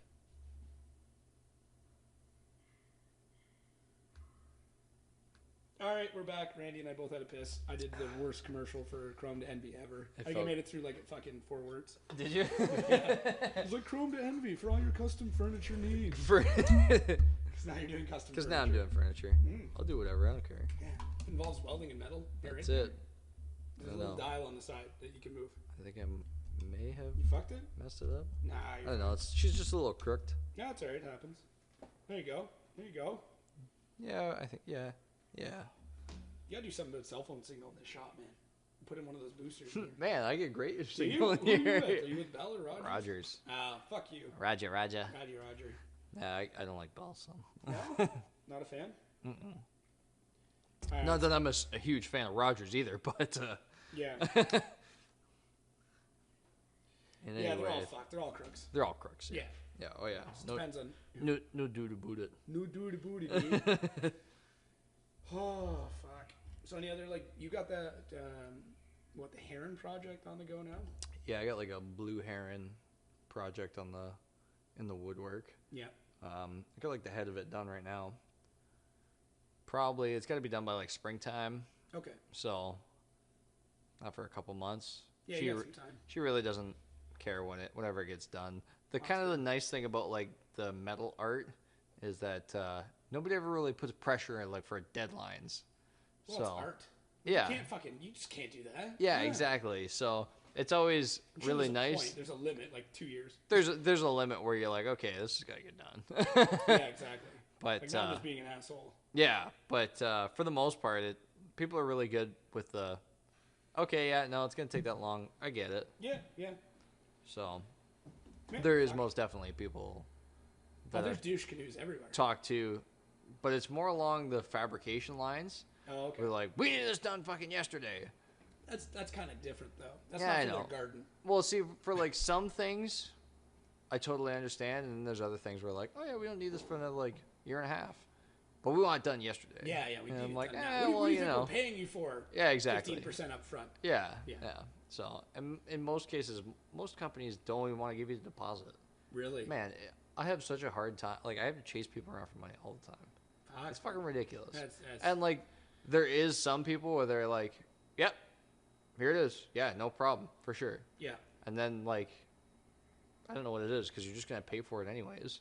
Like, it's just a little bit easier to break up payments. Yeah. Like, business wise. Yeah, but, fair enough. Hey, what do I know? Yeah, just fucking run a business, right? Yeah. Yeah, I don't know why people are like that. It's like, do you want something? Yeah, okay, well, I need some money to get it going. Yeah. Like, I'm a small business. I need to get my shit, like... Yeah, exactly. There's no shame in that. Yeah. So... Yeah. But, yeah, a lot of it's so custom, it's not like you could just sell it to somebody else. And that's another good... Yeah, what do you want me to do with this? Fucking scrap it? Yeah, oh, it's garbage $3? now, yeah. Yeah, exactly. So, I just wasted a week on it, and... Yeah, $150 worth of material. Yeah. Now I got a fucking nifty paperweight to go along with all the rest of it. Yeah, Yeah. Yeah, more shit to take up room in my shop. Fair enough, yeah. Yeah. You won't mention anything but that thing, Yeah, but that thing right there, yeah. I don't know, the pipe bender is pretty cool. Yeah, I think you could sell those. Yeah, I could probably sell those. Yeah. If I had like some machining tools that I could do a lot of the machining here myself, I wouldn't feel so bad instead of just kind of using my machinist at work to kind of do it. Oh man. But have you thought about making like a tube frame bender? I haven't thought about making a tube frame bender. I'm actually looking at making not an English wheel, a power hammer. That'd be sweet. That'd make your life so much easier. So much easier, yeah. So I've actually English looked wheel into... would to a point, but I feel like a power hammer would be like the first thing. I want an English wheel just because I want one. And it'll definitely help for some things. Yeah, but a couple of the masks would be nice. Yeah, like just to put a nice radius on it. Yeah. But I want a power hammer because they're badass, and it would help. It would help me so much. Oh my god, you piss off everyone within 4 blocks. Oh yeah. The neighbor won't like me too much. Whatever, gotta do what you gotta do. Mm-hmm. Yeah, those things are badass. But yeah, so that's my next like working. Besides work on my own. Yeah, I gotcha. Deal. So, other than a shear and a tube bender and this and that. Do you have a stick welder in here? I do. Yeah, my little ESAB over there, weld stick. Oh, okay. That's kind of my like service welder. Oh, right. And then this the square wave will do it. I don't know. I don't really stick weld. I stick welded for the first time. Fucking years, installing this ladder last weekend, I think it was. Really? And they wanted it like bolted and welded. Wow. So I was like, all right, whatever, cool, that's no problem. So I like welded it, and I was like, wow, it's been a while since I've done that. I'm gonna have to grind this one down. Let's try this again. Yeah, one more time. Mm-hmm. Oh, that's funny. So, but. Yeah, I was like, I like stick welding. I did it a lot when I was at the ready mix plant. Yeah. Oh yeah, that's always it's the way to go. Yeah. Anything on site, it's always stick. Yeah, it's just easy. Yeah, it's so easy, messy convenient. Fuck, yeah, I mean, you get what messy, you get. But yeah, I really want to play with a thermal lance. You seen those? Yes. Yeah. It's like a giant carbon rod. And you put compressed air through it. Yeah. I watched a video of a guy cutting through like a fucking train track with one, and it like snapped and took him out. And he was standing on the wrong side of it. Yeah, I've seen that. Yeah. Throws the guy. Oh yeah. Oh, fucking so full awesome. airborne. Yeah, it was great. Awesome for us, not for him. Yeah, for sure. Oh no, he was having a terrible day. Yeah. The best video I've ever seen on the internet. There's two. There's one and it's called "Hold My Bike." And it's a guy on a dirt bike and like he's riding in the bushes with his buddy, and he like wheelies, and then it looks like what happened. I don't know how it happens, but he just cracks the throttle and it catches, but instead of kicking out, it goes right at his friend. But like it looks like he's pushing the front end out. So he kind of like ghost rides it, and it just goes out. But it literally is like, here, hold my bike, and he just fucking. It looks like he throws it. Yeah. It's so good. I don't know how many times I've watched it. And then there's another one with a guy, and he's got a pump cart, for moving fucking skids around. Oh, is it the one where he hits the loading dock? And it catapults him? Catapults him. Yeah. That was awesome. Gets fucking pisted. Yeah. And the worst part is, like, it looks like he tries to hold on, so his arms get fucking pulled down. Yeah. So he lands just full face. Oh, yeah. The first point of contact is nose. Yeah, nose. Oh, man. I felt so bad, but I couldn't stop watching it. Yeah. Because you don't realize, like, that he's got a drop, like a drop gate. Like, yeah. And that it's still up there. It's still... Whoa. Oh, yeah. He got launched good, too. Yeah, that dude probably died. We're laughing at a guy that's... Laughing at a man's death. Yeah, oh, fuck, man. Yeah, that one is up there. I've watched that I don't know how many times. Yeah. Because it's like shitty black and white video quality. Yeah, it's just shitty, like, security camera footage. Makes it better. Yeah. And it's framed perfectly, though. Like, yeah, you look at it's dead center. Dead center, yeah. Oh, what's going on? Oh, my God. Yeah. Yeah, it's funny, too, because you watch that video and you're just like, well, this guy's moving stuff around the back. Yeah, so what? Okay, yeah, pump yeah. Right, yeah. Oh, yeah, big deal. He can move a pump. Oh, my God. Look at him go. Touchdown. Yeah. Oh, man. Oh, the internet's such a fuck place. It is. Have you ever been on Tumblr? No. No? It's kind of dead now. You missed out on it. But Tumblr was like the place to go if you like shit like bronies. Bronies? Do you know what bronies are? Bronies. Really? Oh, I'm about to blow your mind. Bronies are like dudes who are really into My Little Pony. Like, really into My Little Pony. Like, making artwork. This is a thing? Oh, dude, yeah, man. It's like, it is, yeah. It's what drove Tumblr for a while. My question is, how do you know so much about Shut up, bronies? man, shut up. Oh, man. Okay, well, I'll get to that in a minute. But, so Tumblr was like this place, like a really creative place for people. It was like super liberal and shit like that, but like you could express art. Remember DeviantArt? Like Reddit? No.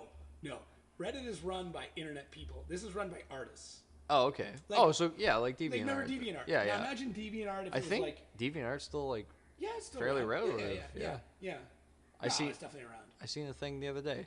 Philly D was talking about it. Oh, really? Transformation porn. yeah, with the the like cartoon exactly. or whatever. Yeah, that's right. Yeah, you watch Philly D? Yeah, oh yeah. He's pretty good. Oh man, he's awesome. Yeah. Philly D's the shit. Yeah, he's good shit. That's like the only news I watch. Yeah. I can't like. Yeah, fucking sheep. No, I'm kidding. Well, I don't really have the time to like sit down and watch the 6 o'clock news. Yeah. Nor do I like. That. And I have no ambition to watch the 6 o'clock news. Yeah, and I mean, really, I have no ambition to like actually watch and pay attention to it. Yeah. But like, I'm never home for that time, anyways. And like, I'm not gonna read. I don't like reading newspaper because. Who's got time to read a newspaper? Yeah, they're good for lighting fires. Frankly, yeah, I can't read good, so. Man. So Philly D's he's pretty neutral and he's awesome. I like him. No, I've been watching him for years. Really, I only caught on to it recently. Yeah, no, fuck, I've been watching since he was SXE Phil, like. This is going back like 2008. Oh shit! Yeah, I've been watching him like long time. Man. I kind of like that commitment to people. Mm-hmm. Like that's been like me with Joe Rogan for like 5 years. Yeah. Like I remember like episode like 300. I was like, yeah. And now it's like fucking 987. Like he's getting close to 1,000. Yeah. Yeah, he did 9/11 with fucking what was his name? Alex Jones. You know, like the mad conspiracy theory guy? Oh, yeah. Alex Jones and Eddie Bravo, who's one of his buddies, a huge conspiracy theory fan. Brother of Johnny Bravo. Yeah, Eddie Bravo. Fucking, it was a great episode. It hurt my brain, though. Like, the conspiracy. Like, I love conspiracy theories and shit, man. But, yeah. Oh, anyways, okay, Tumblr and fucking bronies. Bronies are dudes who, like, they will draw, like, porn of fucking My Little Pony with, like, big, huge male dicks. I guess the only dicks are male, but anyways. Yeah. But yeah, so Tumblr was like this place where you could like express like written art or photography or drawings or whatever kind of art you want. It was a lot like DeviantArt. Yeah. So same kind of crowd, but like it went dark. Like you could do anything you wanted on there. Like it was just fucking no rules. Yeah. It's kind of like Reddit, but for artists. Yeah. So, where was I going with this? Anyways, that was basically what Tumblr is. You could find anything you fucking wanted. Like, you thought of it, it was there. The only reason I went on it is because it was a good place to go for porn. Yeah, sure it was. Yeah. I mean, like legit porn. Brony porn, like sucking dicks and shit. Not like you sucking dicks. Not like sucking donkey dicks. Yeah, like, sure, whatever. Kid, don't make me defend my porn. Oh, man. But, yeah. Yeah, I mean, living out in the country, I never had high speed. Oh, man, you had to like... Nor do I have the patience to wait around for dial-up to... Yeah. Yeah. Well, man, I still get faster I get faster internet on my phone than I do at my house. Really? It's terrible. Wow. And I don't live far from, like, a town. Yeah. Yeah, it's bullshit. That's nuts. I have fucking fiber underneath my driveway right now. What the fuck? No, but I can't get it yet. They haven't made, like, the box. I don't know a lot about internet, right? Yeah. There's a switch, I think it's called. There's a bunch of internet people right now listening to this fucking losing their minds. Yeah. You fucking idiot. It's a junction or something. Yeah. So... It's a fucking box. It's some box. You know what? Cable goes in, other cables come out. I pay $100. I fucking download whatever I want. Yeah. Right? I don't care how it works. Yeah. There's a bunch of pixies that move around. Like, yeah, fairy dust, whatever. Yeah, I don't give a shit, man. You get paid to know what happens. I pay you to make shit happen. It happen, yeah. So I have fiber internet under my driveway right now, and I've like called them, and I'm like, when's it happening? And they're like, no, we don't have like a date. I'm like, listen here, nerd. Yeah, make this shit happen. Yeah. Yeah, man, we're on satellite internet. Satellite internet. Wow. Yeah, and it's not that great. It's on top of that silo that we want to knock down. So it's not a good idea to knock it down. Yeah, not yet. I watched. Oh fuck, what was it? There was a guy. Oh man. Anyways, this like an old school guy, and this dude did like the manliest shit. Like he showed how to take down a silo properly, and he was like knocking out the tiles, and he put a hunk of wood in. Yeah. And he knocked a tile in, put a hunk of wood in. You're like, what the fuck's he doing? And then he doused all the wood with gasoline and lit it on fire. Whoa, badass. Yeah, and I'm like, that makes so much fucking sense. Like, yeah. That's exactly how you do it. Yeah, it doesn't make sense. sense. Knocking them out. One time it's gonna drop, and you're gonna die. Yeah. But if you get to the point where you know it's just gonna fall over, like you went past half. Oh yeah. You went sketchy. You went like 60%, and fucking lit them on fire. He just stands back and he's like smoking a big cigar. There's some fat Polish guy or something like that. He's just like, there it fucking goes. And he just like turns around and walks away. This is how you knock down silo. Yeah, it was like the mic drop of 1987. Yeah. And it was like old footage, but it was decent. Like whoever filmed it had like a decent camera. Decent for the time. camera, yeah. And he had another one where like he goes up to change light bulbs and shit. And he's like literally strapping ladders together and like putting them up and like rigging shit, nailing it to buildings. Really? This dude is, I don't know, I can't remember who it is. The dude is the man. Yeah. Like I just watch this guy. I'm like, I can never fucking be that awesome. Yeah. Yeah, no matter how I he's try. like some middle-aged, overweight Polish guy or something. Yeah. Yeah. It's always those guys that like the least you expect it. Oh yeah. And then you're like, whoa, man, that guy is manly. That guy's fucking wow, awesome. I'm so demasculated. Yeah. Please bask me. Yeah, I want to bask in your manliness. Yeah, let me just bask in it for a minute. Oh man, yeah, the guy was nuts. Oh, fucking internet videos, man. Yeah, you can literally find anything. The internet is a pretty twisted place. It's awesome. I don't know. What I actually used to know. Do you remember Rotten.com? Yeah. We used to know and hang out with the person who owned Rotten.com. Fuck right off. Yeah, she was pretty crazy. She was a chick. Yeah, she was a chick. Wow. She's some shit. She sees all the shit. She's all the shit. Yeah. That's dark. Yeah, I don't know. It's been years since we've talked, but yeah. Yeah, that's she. the best. Yeah, more than likely. Yeah. But yeah, she's crazy.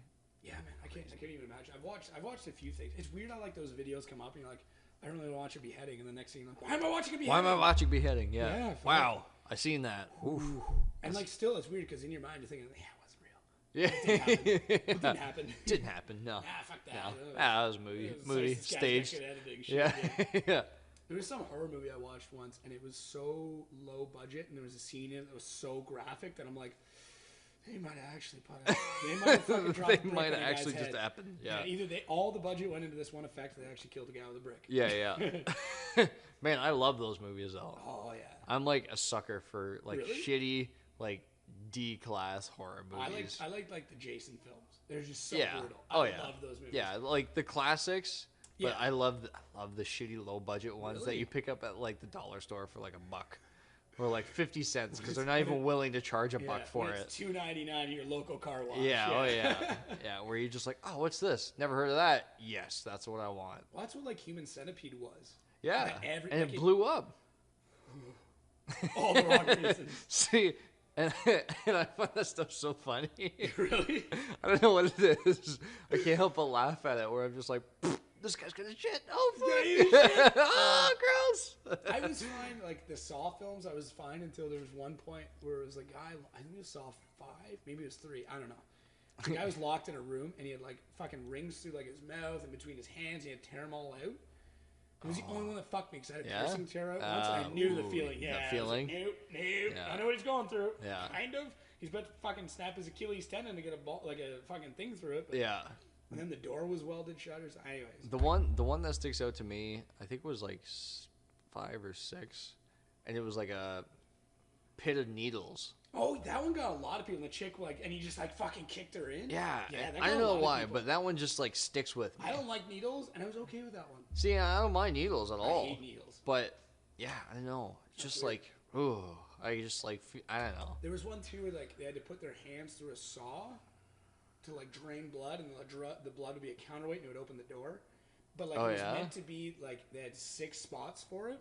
So if all the people would have survived, they all would have only needed like a little bit of blood. Like if you prick your finger, blood. Yeah, yeah. But there was only 2 of them, and they had to go like fucking elbow deep, both hands. Oh, gnarly. And I was like, oh my god. I look at table saws regularly. Like, yeah. That's the thing with those. I think they just made too many of them to the point where it's just like I don't even know what's happening anymore. Well, because the first one was just the saw. Yeah, it was just the room. And just the room. Yeah, that was the first one was great. Oh, it was a psychological thriller. It wasn't a horror movie. No, it wasn't a horror movie. And then it just turned into like the gory shit.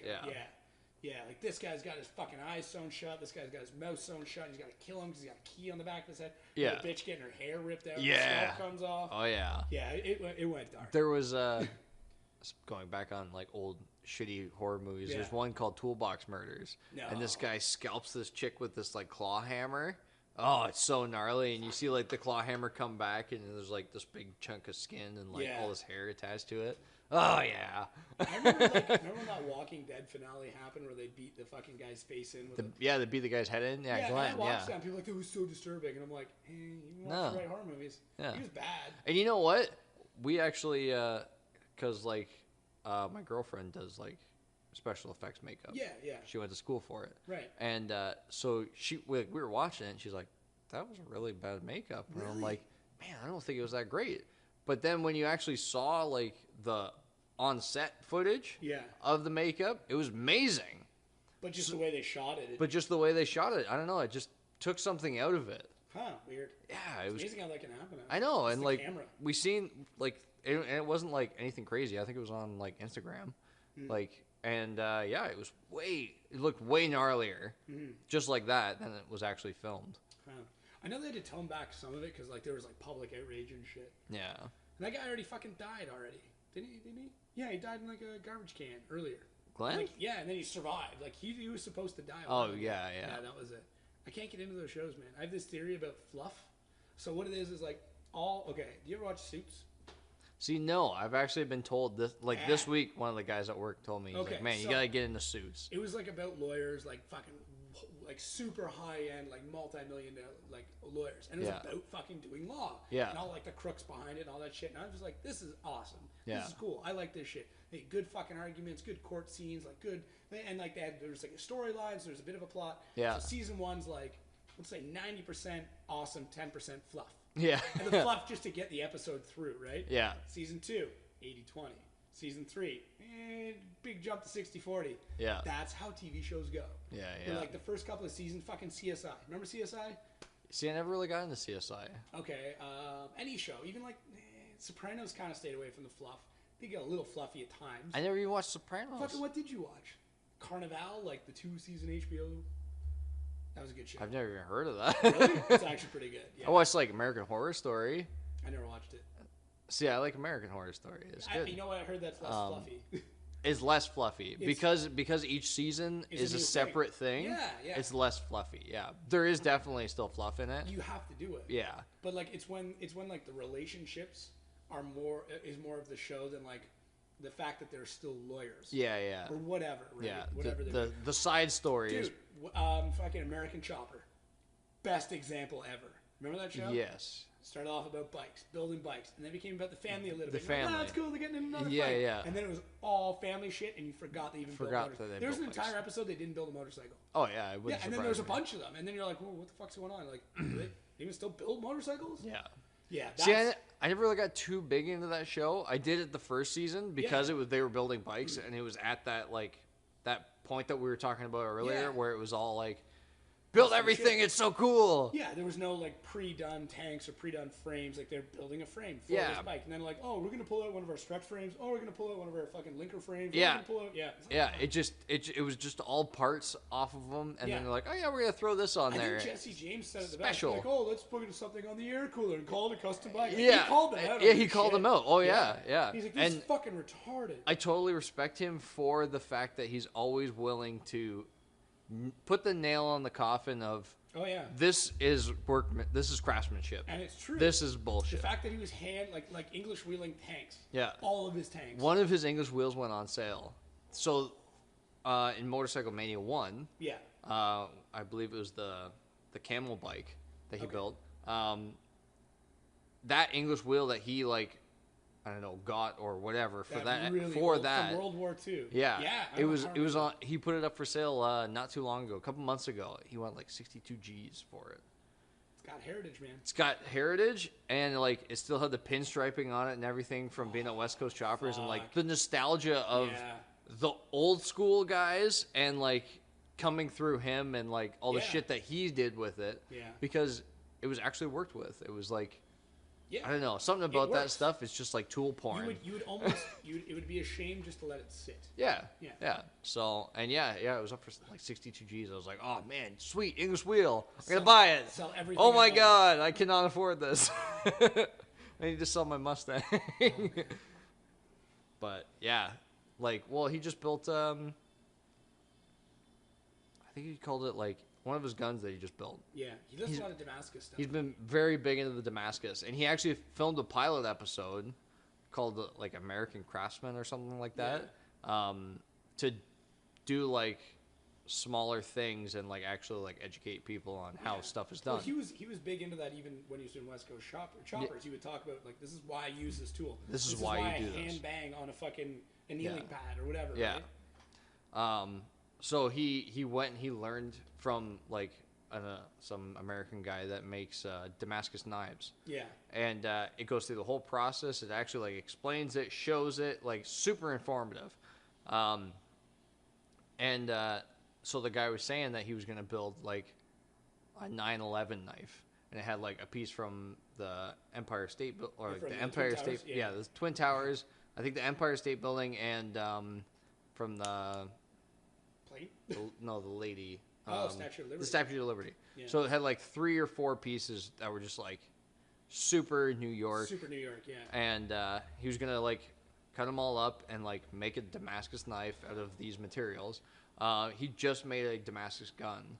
Yeah. And it had railing from old train railing from the Old West. He's done a few Damascus guns now. No, he does a bunch of Damascus guns, but this one was all very along the same lines, very American, American iron, and man, it's just so cool. That shit, he can mark the price up on it because the nostalgia of parts of this came from this, the country was built on parts of that around here. Yeah, that's super cool shit, and I don't know, some people really get it, and some people don't. Well, it's the same thing for me with food. I've paid a lot of money to eat food from one guy. Yeah. And just be I'm gonna spend fucking $300 tonight on steak. Jesus. Or whatever. Yeah. No, I've done some fucking stupidly expensive meals. Yeah. But at the same time, I look at it and working in the kitchen industry for a while, I'm look, I spent 10 years basically cooking. Yeah. Because I started when I was 12. Yeah, I started at a camp. I lied about my age so I can get into a fucking get a cooking job. Yeah. So then I look at someone who's done it for 40. And I'm fuck, man. You're an animal. That's everything. That's all you know. Yeah. Because when you same thing with what you do with welding and fabricating. You follow people on Instagram like that. You look up to people. You know names. You know products. You know all this shit. You've been inundated with everything welding. Same thing with cooking, man. Yeah. I knew suppliers. I knew all these crazy ingredients and stuff I'd never be able to afford to use. Yeah, so I paid fucking big money. It was the same thing with those guns. Jesse James made it, but it's not. It's the sum of the parts. It's not the parts that sell it. Yeah. It's this, and this. I went to a restaurant for a high-end guy, and it was not just that I was eating his food, it was I was eating everything that was there was the best that it could be. It could be. Like he would, if it wasn't perfect, it wasn't happening. It wasn't, right? yeah. Yeah, the best ingredients and the best suppliers and everything, like right down to like the fucking water he uses and the salt and pepper. So did you get into like cooking shows, like Hell's Kitchen and stuff like that? Yes and no. Like, I got into the shit that was, like, wasn't popular. Yeah. Because I watch Hell's Kitchen. I'm like, if I want to watch a bunch of fucktards not know what they're doing, I'll go to the restaurant I work with and watch the fucking new guys, right? So, I would watch... What would I watch? I would like Diners, Drive-Ins, and Dives. You ever watch that one? Oh, yeah. I like that because it shows, like, real cooking. Yeah. Like, those fucking restaurants, those are the best. Yeah. Like, you ask anybody... There's one not too far from here. Yeah. Memphis. And it's amazing. Yeah. It literally though it's a trailer. The best barbecue place in the world. I think it's called the Shack. It's in Mississippi, and it's 2 fucking double wide trailers put together, and it's the best barbecue bar none. I've never even had it, but you ask anybody who knows barbecue, that is the place. Yeah. Like obviously there's arguments between it because Mississippi barbecue is super sweet. They use a lot of brown sugar and honey and stuff like that. Like you go to Carolinas, even there's a difference between North and South Carolina. Like they use a lot of vinegar sauces. You go to Texas, it's big, bold flavors. Yeah, it's got a lot of tang to it, but it's not vinegary. Yeah. Like depends on where. That's just barbecue. Yeah, yeah. And there's like New York barbecue and Chicago barbecue, and like there's new places coming up for like New Orleans barbecue, completely different than fucking all of them. Than everything. Right. Yeah. So yeah, it's nuts. You can never stop learning in that industry. Yeah. There's just always new shit, and I still try and keep up on it the best I can. But like I'm not in it anymore, so it's kind of tough to. Yeah. Like I still talk to like you know what's weird? Okay, like Valentine's Day comes up, right? Everyone's like, oh, all this stuff. I see Valentine's Day. I see like one of the busiest days of the year. Yeah. That's how I look at it. Yeah. And like I messaged old fucking cook buddies of mine after Valentine's Day. I'm like, hey man, like. You probably just had the worst night of your life. Yeah. But, like, you did a good job. I haven't talked to this guy in years, and I just felt the need to. I'm like, because I'm sitting at Valentine's Day. My wife's out. She's a server now. Yeah. She's serving. I'm sitting there with my kids, like, it's no fucking special night. Any other time in my life, Valentine's Day, I was sitting on the line, like, fucking just hopped up on as much caffeine. Or yeah. Or anything. I put my hands on, just waiting. Just fixed. Just staring, like, okay. Yeah. We're all going to get fucked. We're all fucked tonight. Doesn't matter. It's just, let's mitigate how fucked we are. Like, we're all a team. We're just gonna do it. I don't care how I'm pissed off at you. Like we're gonna fucking do this. Oh yeah. Mother's Day is the other one. Really? Mother's Day is one of the busiest days. Yeah. Everybody takes a Mother's Day for brunch. The restaurants that never serve brunch. Yeah. That fucking serve brunch on Mother's Day. Yeah. Yeah, it's nuts. Yeah, brunch. It's fucking nuts. So but you think about it, all those people working, they're not with their mothers. Yeah. Oh yeah. Fucking over Christmas, New Year's. There's another one. Yeah, New Year's, yeah. Dude, I didn't have like I didn't know what it was like to go out for New Year's for like years. Yeah? Never did it. Never had a chance. I was always working. See, I was never working. Weekends? I always worked weekends. Yeah, Busiest weekends. time, Friday, Saturday, right? Yeah. You might get Sunday off. It's pretty dead. Yeah. Sunday, Monday was almost always my day off. Yeah. Sunday, Mondays, yeah. But best time to go into the restaurant. Yeah. Sunday or Monday. Yeah. Because the people that are there are usually the head chef and shit like that because they're letting their staff take time off. Yeah. So.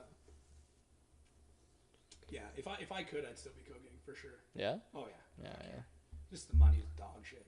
Yeah. Yeah, and it's the hours and the lifestyle and everything else. Like I've seen 3 people overdose and they were all in kitchens. Yeah. Like working too. Working. Yeah. Oh yeah, there's one guy we hired named Arturo, and like his interview was done on the front porch of the restaurant while we were all fucked. Like and he's like he comes up and I remember the guy doing fucking blow off a dining room table like on the patio of this restaurant and like yeah it was nuts. And then we found out like after he started that he's like a recovering heroin addict and he's on methadone and he was falling asleep on methadone. He almost fell in a deep fryer. Oh yeah. And then like we're like, hey, you need to get yourself fucking sober. So we kicked him out that night. Yeah.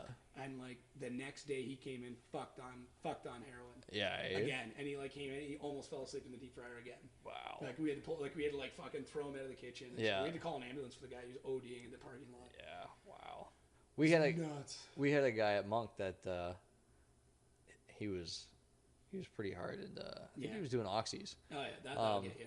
And so what he would do is he'd do a bunch of oxys and just bring himself right down to the point where he was like falling asleep at work. Yeah. So he was just the bandsaw guy. So not like what a great piece of equipment. Super important in the fact of like building stuff, but like pretty dangerous still. Yeah, if you fall asleep welding, it's just a shitty weld. But if you fall asleep on the bandsaw, you usually cut your hand off. You're stubby for the rest of your life. Yeah.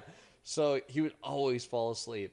And but when he would start falling asleep, he'd go into the bathroom and he'd do a bunch of bumps. Oh, yeah. And then he'd pick himself right back up, and then he'd be the fucking running around the shop. So there was so many times, like countless amount of times, that we could, Connor, wake up! Hey, wake up! There was one time when he was cleaning a girder, so like the side of the structure. Yeah. With a 7-inch grinder above his head, because it was like these things were huge. They were big girders above his head, and then you'd see him like kind of slow down, and then you see the grinder start like skipping off the top of the thing, and then we'd be sitting there watching. I'm like, what the fuck? Yeah, and so they're like, hey, and he like wakes up and like just goes back to cleaning like nothing ever happened. Oh my god! And like, it's got a guard on it and everything, but still, you're like, you got this spinning object that you're just like falling asleep with above your head. Oh yeah. So then he would like go and get himself picked up, and it's not like you could fire the guy. It's not grounds. It's not grounds for dismissal. Technically, you're supposed to send him. Technically, we're supposed to send him counseling. Yeah. So like, he got cleaned up a couple times. A few times. Yeah, but come back around. Yeah. Oh yeah. And you know what? He's a cook. Is he? Oh yeah. Yeah. I'm not even kidding. I fucking there was a summer camp I worked at. I was like 13. Yeah. And fucking this was like right as I started like smoking weed and shit. Yeah. And what was it? Nobody could find weed. Nobody could find it. And then we like started like Googling shit and like what can you get stoned off of? Yeah. So that night was fucking banana peels and nutmeg. Apparently, if you dry up banana peels and smoke them, you can get stoned. And it's actually like an overdose on potassium, like inhaling potassium. And then nutmeg. This is what I actually knew about. You can hallucinate off nutmeg. You have to take like 5 tablespoons. What? So you can hallucinate off nutmeg, and like from like severely. Eating it or like snorting it? No, eating it. What? I'm sure you could snort it, but it's much easier to eat 5 tablespoons than snort 5 tablespoons. I feel like snorting 5 tablespoons would be a little excessive. Yeah. So what we do is brew like a super strong coffee and put a bunch of cream in it, and then like blend nutmeg into it, and then just like pound it back, like just like, and you're like, and then like an hour later you're seeing shit. Holy shit! Really? Oh yeah, fuck. I feel really bad because there's a bunch of like 14-year-olds that listen to this and like, huh. Oh, sweet. But the downside is you trip for like a full day and you are so fucking hungover the next day. Yeah? Like an alcohol hangover. Like it's brutal. It's not worth it. It is not worth it by any means. I've never heard of this. Yeah. Fucking drinking nutmeg. Yeah. So there's like my introduction into cooking. Yeah. Like first year. Yeah, honestly. Yeah, it was my second year. I was 13. Yeah.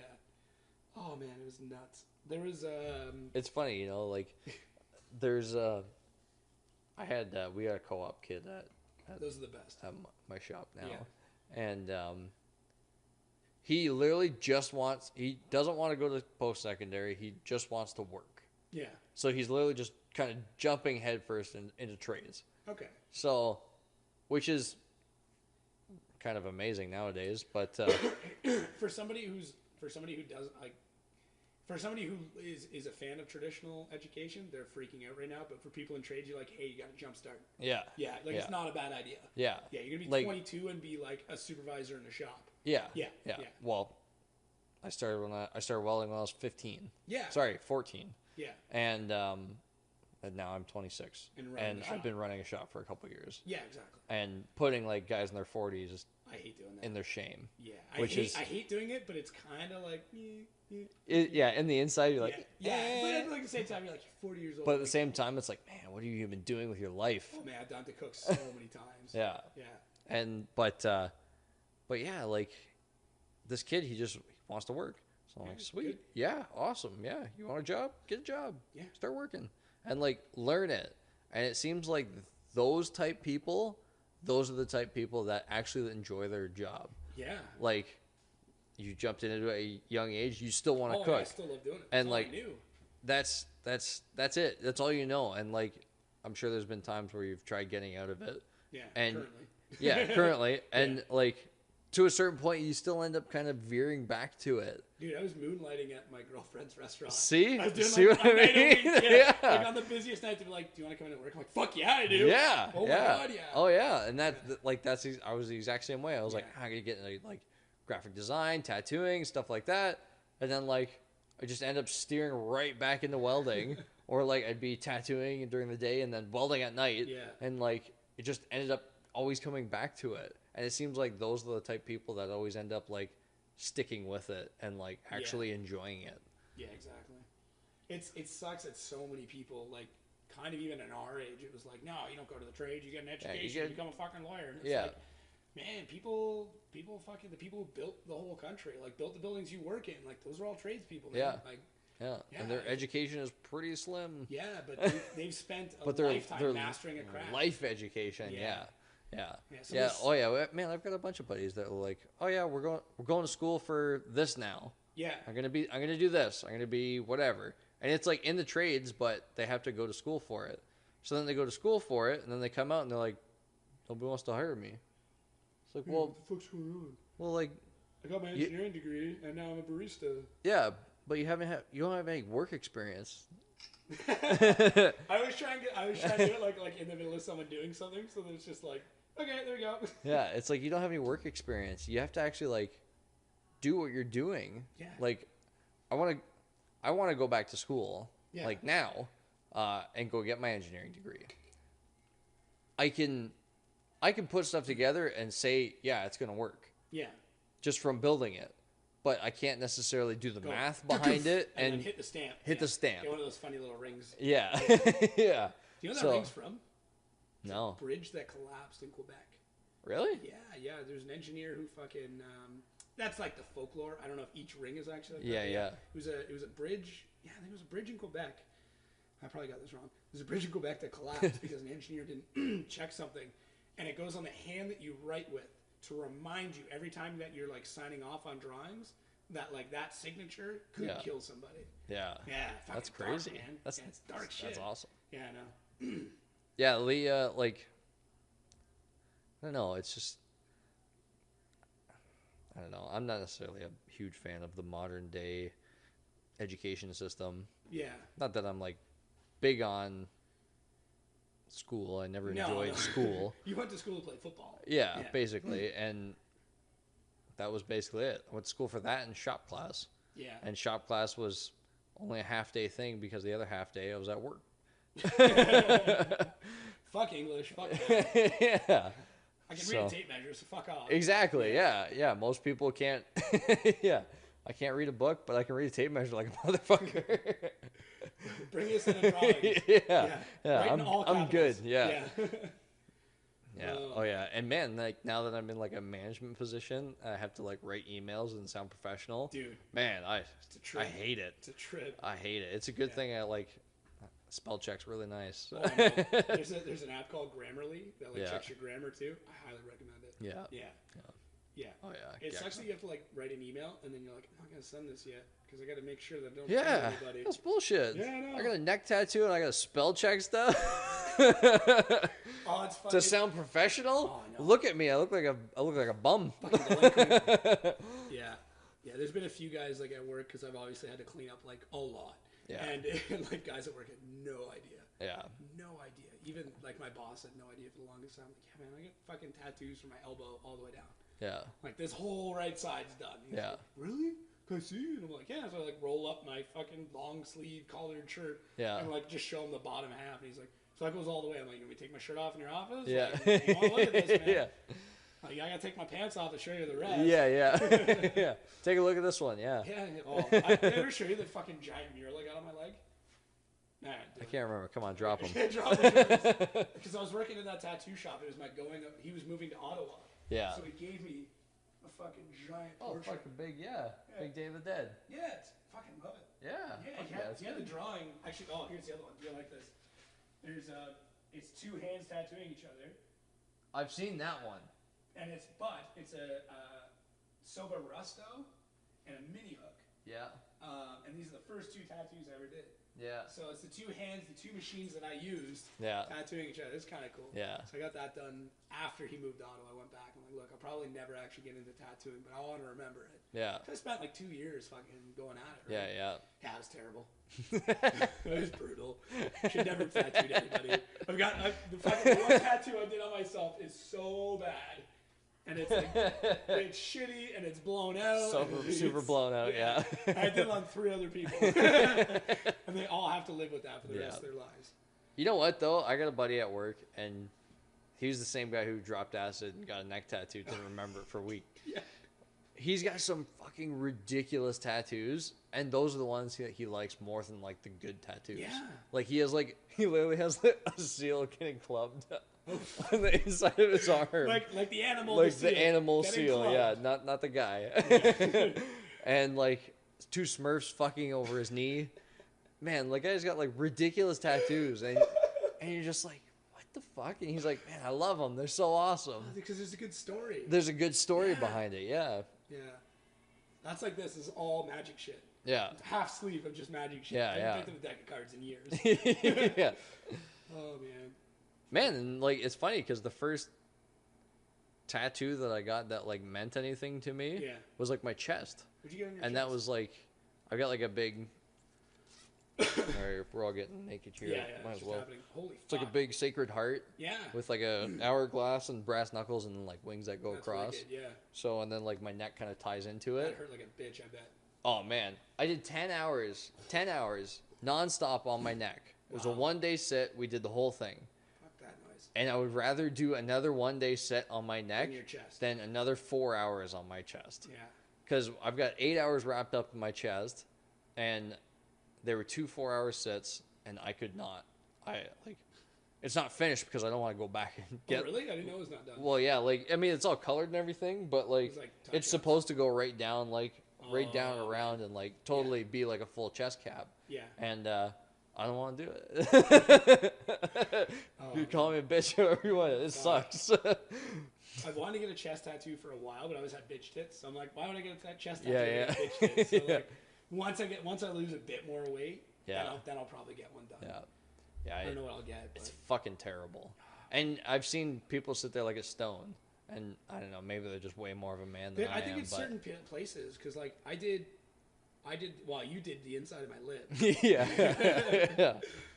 And like I've had people tell me like it was the worst thing ever, and I've heard people say it was fine. They didn't feel mellow, it. Yeah, I was all right. It wasn't great. Yeah. I've had fucking better things happen. Yeah, it was great on my end of things. I had my ribs done. I did 6 hours. Whoa! Microphones. Here we go. Yeah, it's 6 hours straight on my ribs. Oh. And like it's right on the ribs. Yeah. Too. And I wasn't that bad. I'm sure fucking the guy who did it said otherwise. And like the guy, like I got a koi on my shoulder, like a shoulder cap. That's a koi, and it was supposed to get done on my ribs, and I was like, fuck it, no. You know what really sucks? It's fucking in there. In there? In the pit of your armpit. Like, I've stayed away from there. Yeah, it's not fun. I always show people too, like, to prove that I was fat once. Yeah. Look at it all. All the leftovers. Oh, God, it's so weird. There's a whole other chin that can hide in there, man. Yeah. I've showed a few people now. I'm like, I was a fat kid. Yeah. Oh, yeah. Man, yeah. I don't know what, I'd like to get another tattoo. I still don't know what I'm going to get. I got my foot done. The foot was terrible. I've heard that. It was fucking awful. I've heard that, yeah. And, like, it was like an hour sit. Like, it wasn't like a long sit. It wasn't anything brutal. Like, yeah, no, it wasn't anything brutal. It's like a new school anchor. It's like nothing huge, nothing crazy. No, that's cool. I like that. And it was awful. I almost kicked the guy in the face. Oh, man.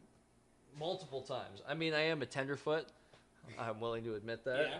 But, I go into shock easy and you're a tenderfoot. Yeah, oh, man, I'm a super tenderfoot. Like, you can't get close to my feet without, like, oh. Stop it. Yeah. God, you know I hate that. Yeah, oh, yeah. Oh, fuck. Yeah, no flip-flops for me. I can't do them either. Can't do it. I have to have socks on. Yeah, my girlfriend's tried to give me foot massages. At one point in time, she gave me a foot massage wearing mittens just to try. Because my feet were on fire. I had like a really long shift at the restaurant. She's like, "Can you get a foot massage? It's what you need. It'll make you feel better." I'm like, "All right."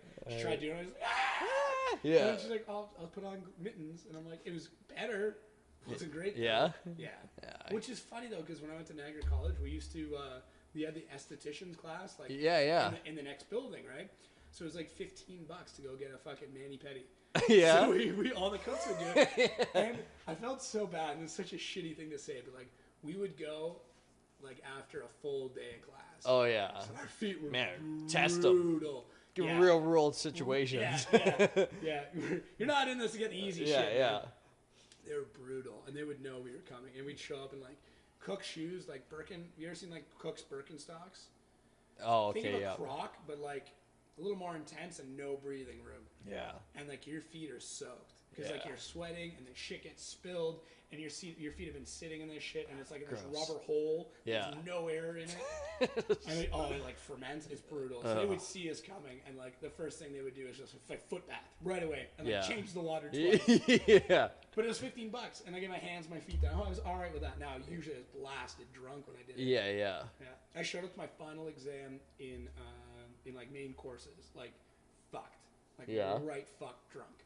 So I was so nervous, and I got like an 89 or an 88 or something on it. I did really well, and I was done like 20 minutes before everybody. I just blasted through. I'd worked my entire career drunk while working. So I'm like, if I'm going into this, I'm gonna do it the same way. I've been doing this for years. Yeah. I only know how to cook drunk, and it was great. It was 3 courses. You had to do like a salad and like a main and a side, and like I think you had to do a dessert. And it was like, boom, boom, boom, done. Yeah. I had my dessert out before a lot of people had their fucking appetizers out. Wow. I just went at it. Yeah. I probably made the biggest mess. Yeah, it was crazy.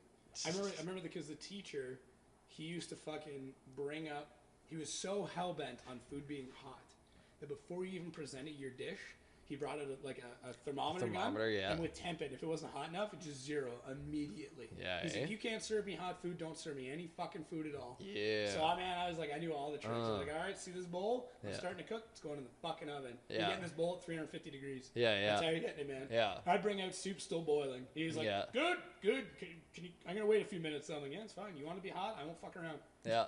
You can take everything you say seriously. So, yeah, it was funny. Actually, most fine dining restaurants, you heat the plates. You get the plates warm ahead of time. Yeah, I've noticed that. Yeah, you won't find. You want to keep the food warm. Yeah. It's just funny though, because with a steak, you got to let it rest and bring it to room temperature. Yeah. Yeah, that's the hardest part. Yeah. It's the part everyone forgets. Cook the steak, just fucking let it sit, let it be. I don't even let it get off the barbecue, and I'm still eating. Most people don't. It's hot enough. It looks. It looks right. All right, I'm gonna start eating this now. Yeah. I usually eat my steaks like raw. Yeah. Like most. Like blue. Yeah. Yeah. Depends on the steak though. That's the thing. That's the other thing people forget. Like a ribeye, don't eat it blue because you're just eating cold fat. Yeah. Eat it fucking medium rare because that fat gets to melt. Even medium. I hate to say it. Even medium is pretty good. Yeah. But like a tenderloin, I'm like rare. Strip loin, I'm rare blue. Yeah. Yeah. There's certain cuts that are good. Yeah. Like flank steak, just sear it. That's all I want. Yeah. Let me tear it apart. Oh. Yeah. Yeah, and then at the same time, you could take flank steak and like do like a marinade and like cook it like for a long time. And then it's good too. Yeah. There's a lot of things like that. What's another one? Squid or an octopus. It's either super fast or super long. Yeah. No in between. Yeah. You cook it for 5 minutes, it's fucked. It's rubber. Yeah. But if you just sear it, it's fine. It's good. Or you stew it and like let it go for a long time. Yeah. Fuck, I haven't had that in a while. I had when I went to Korean Grill House the other night. Fucking squid. Yeah. No one to eat it. And they had ox really? Liver. Yeah. Yeah, ox liver's good. Ox liver's really good. Yeah. Cut real thin. Yeah. That was great. Something about liver. There was liver on sale. I feel so bad. There's liver on sale the other day, and I bought it, and then you soak it in milk. Yeah. To, like make it tender and pull all the shit out, and I totally forgot about it. I'm pretty sure Jess is finding it this week. What the fuck is this? This is like pink gelatinous. Yeah. Oh man. This is fucked liver sitting in my refrigerator. Oh, I'm so excited to eat it too. But that's what I'll do tomorrow. I'm gonna go find a little shitty diner and get liver and onions. Yeah. Yeah. It's one of those things that's like really easy to make, but really easy to fuck up. Actually, there's a place not too far from here that's probably got liver and onions. Yeah, they're like a big, like, English. You ever had like a proper English breakfast? No. Beans and toast and tomato and fucking blood sausage. Blood sausage is good. You know what head cheese is? It's literally a boiled pig's head that gets turned into like a loaf with cheese in it. Really? That's head cheese. I've had like pig brain before, and like pig eye. Pig eye is really good. Pig eye is really good. Yeah. Oh yeah, Pig suck skin? that thing right out of there. I did the old chef I worked for his wedding. He had all of like his old staff come back and cook for him. It was really neat. Yeah. Like people who used to work for him, like Yeah. would come back and they catered his dinner. Wow. Yeah. Yeah. So I guess it's probably one of the perks of being a cook. Yeah, man. Career cook. Oh yeah. Yeah. Like that's the problem though. Is like if I have a wedding, the food's got to be good. Because like all my friends from the industry would come out and they're gonna critique the fuck out of it. Yeah. So I got to bring like I'll probably get the fine dining restaurant Barry worked at. It's called the North. I'll probably get them to cater it. Yeah. Like you know it's gonna be legit. But they did for his wedding. They did a full pig. Yeah. It was great. It was awesome, and it turned out really well. And like 2 full strip loins, like fucking full strip loins. Yeah. Carved that up. So we were carving people just like medium rare roast steak. Yeah. Yeah, it was delicious. But yeah, I ate the pig's eyes out of it. Oh yeah. Oh, that's delicious. Ears, pig's ears. Yeah. Cheeks. The cheek is actually the best part of the animal. Doesn't matter what animal. I don't think I've had the cheek. Yeah. Yeah. Yeah. Beef cheeks, pig's cheeks, even fucking large fish, halibut cheeks. Yeah. Yeah, man. All the chefs, like when you get a full halibut, you're like, this is for me. It's funny because I don't eat fish all that much. No. No, I love like squid and like calamari. Calamari is the shit. I fucking love calamari. Calamari is the shit. Octopus is really good. Yeah, octopus is good. Yeah, if you can get over like the suckers. Yeah. That don't like stick to my tongue. Yeah, it's weird as hell. Fighting back. Yeah. But yeah, I don't know. I never got into like fish other than like fish and chips. Like I love a good that's the entry level. Shitty, greasy. Yeah, big thick batter. Yeah, thick batter with a ridiculous amount of tartar sauce because that's how I roll. There's a clam called a gooey duck clam. It looks like a giant dick, and like it comes out of the clam. Like I'm serious, it looks like you know when you're watching porn, the guy's got a huge hog of balls. That's what it looks like. I'm serious. If anybody's listening to this, Google gooey duck clam right now. You know, like it's sucked up. They're sitting on the side. That's what gooey duck clam looks like. But it's so delicious. It's so expensive. It's so delicious. Yeah. And I don't know if it's delicious because it's delicious or if it's delicious because it's expensive. Yeah. It's like not calamari, caviar. It's not that great. See, I've never got it. But foie gras. Have you ever had that? No. Oh man. I think I've heard of it. Foie gras. So what they do, it's kind of shitty. It is and it's not. There's arguments on both sides. But they take a duck or a goose, usually a duck, and they give them like open range, and they get fed every day like corn and barley and like brandy and like fucking like wicked shit. Yeah. The only downside is that they can't eat enough to do what you need to do, so they force feed them. Okay, yeah. But ducks and geese don't have gag reflexes, and all of the food they eat is eaten whole. Yeah. And if you actually go to like a really good foie gras farm, they'll like ring a bell and they just come running and they just shove this tube down their throat and fill them like till their like stomach's distended. Oh yeah. With like grain and shit. And sounds pretty gnarly. It does, but at the same time, these things are full all day long, have free range like no other animal, and are fucking wasted drunk all the time. So their liver gets huge, like really big, and in order to fight like the fact that their liver's getting big, so it sends fat there. So then they kill the duck and take the liver, and it's like the size of a football. Jesus. If you've ever seen a duck, it's like the size of a football. It's like a duck again. Yeah. But it's just like duck fat. Wow. But it's solidified in a liver. So like you can sear it, and it like if you cook it too long, it'll just like turn, like it'll go away. It'll turn into just like fat. Turn into fat, yeah. But it's firm enough that if you sear it really hard, it gets super crispy. Yeah. And then like creamy in the middle. Oh yeah. But it tastes like pure duck. Oh, it's good. Sounds amazing. So good. We used to serve it on like banana bread with it was like a I can't remember what the hell it's called. You do like a fruit reduction and then you add gastrique. You take a fruit reduction and you add like a little bit of vinegar to it, so it's like salty and tangy or sweet and tangy. Yeah. And you put that over this where it's fatty, and then you have the bread which is like rich and fruity. Oh. Lord. Oh my god. But it's so expensive. Like an appetizer would be like 3 of these little pieces and it's like $23. Holy. Yeah, it's mad expensive. It's fucking worth it though. Sounds really good though. Yeah. Yeah, if you can get over the fact that like, you know, these things are being forced out. Yeah, But then if you look at like the way any other chicken lives, you're kind of like, they're having a good time. Yeah, pretty well. Yeah, they live longer than 3 months and they're fucking plastered and full. Oh yeah. Yeah. Probably kind of like what we are. Yeah. Like half drunk and full of burgers. Full of burgers. Yeah. Yeah. So imagine like you get to live long, you get to do whatever the fuck you want, and then someone takes your liver. Yeah. Yeah. That's not terrible. It's not bad. Could be worse. Oh, fuck yeah. Could be worse. Oh, I can think of a few reasons off the top of my head that would offend everybody listening. But holy shit, it's 11 o'clock. Well, we should probably wrap this up. Oh, wow. We've been doing this for 2 hours and 4 minutes. Holy shit, really? Yeah, it was really quick. Oh, wow. Yeah, the only reason I know is because I'm watching it. Like, I'm making sure my feed keeps going. Yeah. The laptop doesn't die. I haven't paid any mind. Yeah, no, I've had this thing die like halfway through a podcast. I'm like, so for the last hour, you want to talk about all that again? Yeah. But like periodically, like save, just to make sure. So, where can people find Chrome to Envy stuff? If they haven't been freaked out enough from this whole thing. If you're still interested in shit. If you still care. Yeah. Now I got a website, chrometoenvy.com. Yeah. And that's 2, the number? Or yeah. TWO? Yes. CHROME. Yeah. E. 2. Yeah. And then ENVY. Yeah. .com. Yeah. Instagram at chrometoenvy. Yep. Facebook, same deal. You Snapchat too. Yeah. Snapchat. Yeah. Look at you. Yeah, I mean, fuck it, why not? it's pretty well like. It's mostly just me, well, not necessarily company stuff, but it's mostly just me. Doing funny shit. That's worth it alone. Yeah. I've been told that my Snapchat's on fleek. So I've been told by the young people. Yeah. While watching you today bump a guy's arm while he's welding, and he's just yelling at you. He's bad enough already. Yeah, I pick on the guys at work. Was that Carlo? Yeah, that was Carlo. As long as I'm better Taco Bell.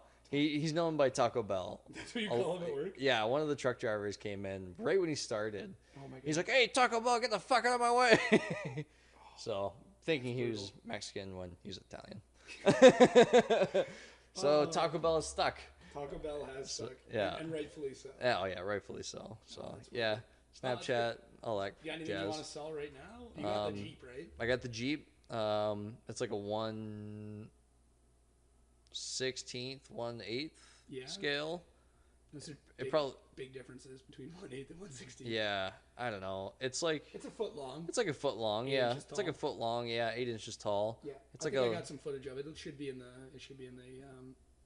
vlog video. Okay, yeah. So I got that. I got like a Iron Man mask that like comes poking out of the wall. A big like Toronto skyline that's all like stainless and copper and stuff. Yeah, I forgot about that. You can find all that shit on like your Instagram and shit. Yeah, pretty well. It's all on my Instagram. I gotta update my website. Yeah, you get to that. This will come out like a week from now. I'm always behind on it because I just work. Yeah, that'll happen. That's my how many thing. people visit websites anymore, anyways? Right? And really, that's what it is. Yeah, not like I probably get more traffic on Facebook, and Snapchat. Yeah. Especially, it's a good tune.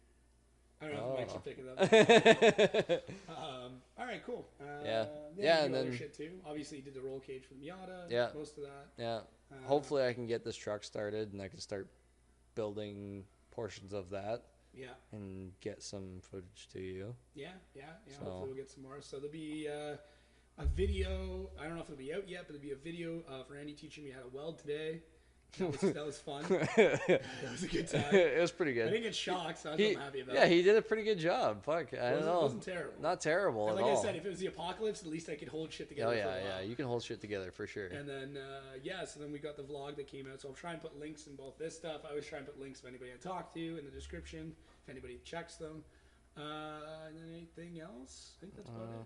Yeah, I think that's it. Cool. And then obviously you guys can check out all the Pistonhead stuff. YouTube.com/Pistonhead Productions. Facebook.com/Pistonhead Productions. I think we're Pistonhead_pro on Instagram.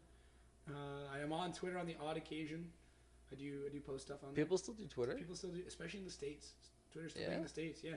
You know what I do that I like doing? I live tweet Formula Drift events. Oh, yeah? Yeah, a lot of people get angry at me. Because I'm really not that knowledgeable about drifting. Yeah. But I'm really opinionated about it. So, that's been fun. This should be coming up. I don't know when this will actually be coming out. But it's February 19th. So, maybe I'll put this one up first before the Dave's one. But anyways, 19th. It'll go up. Yeah, I can't listen to 19th already. 2017, buddy. I know. It's flying by. All right, guys. Thanks again for listening. As always, I suck at wrapping these up. So I'm just going to say goodbye.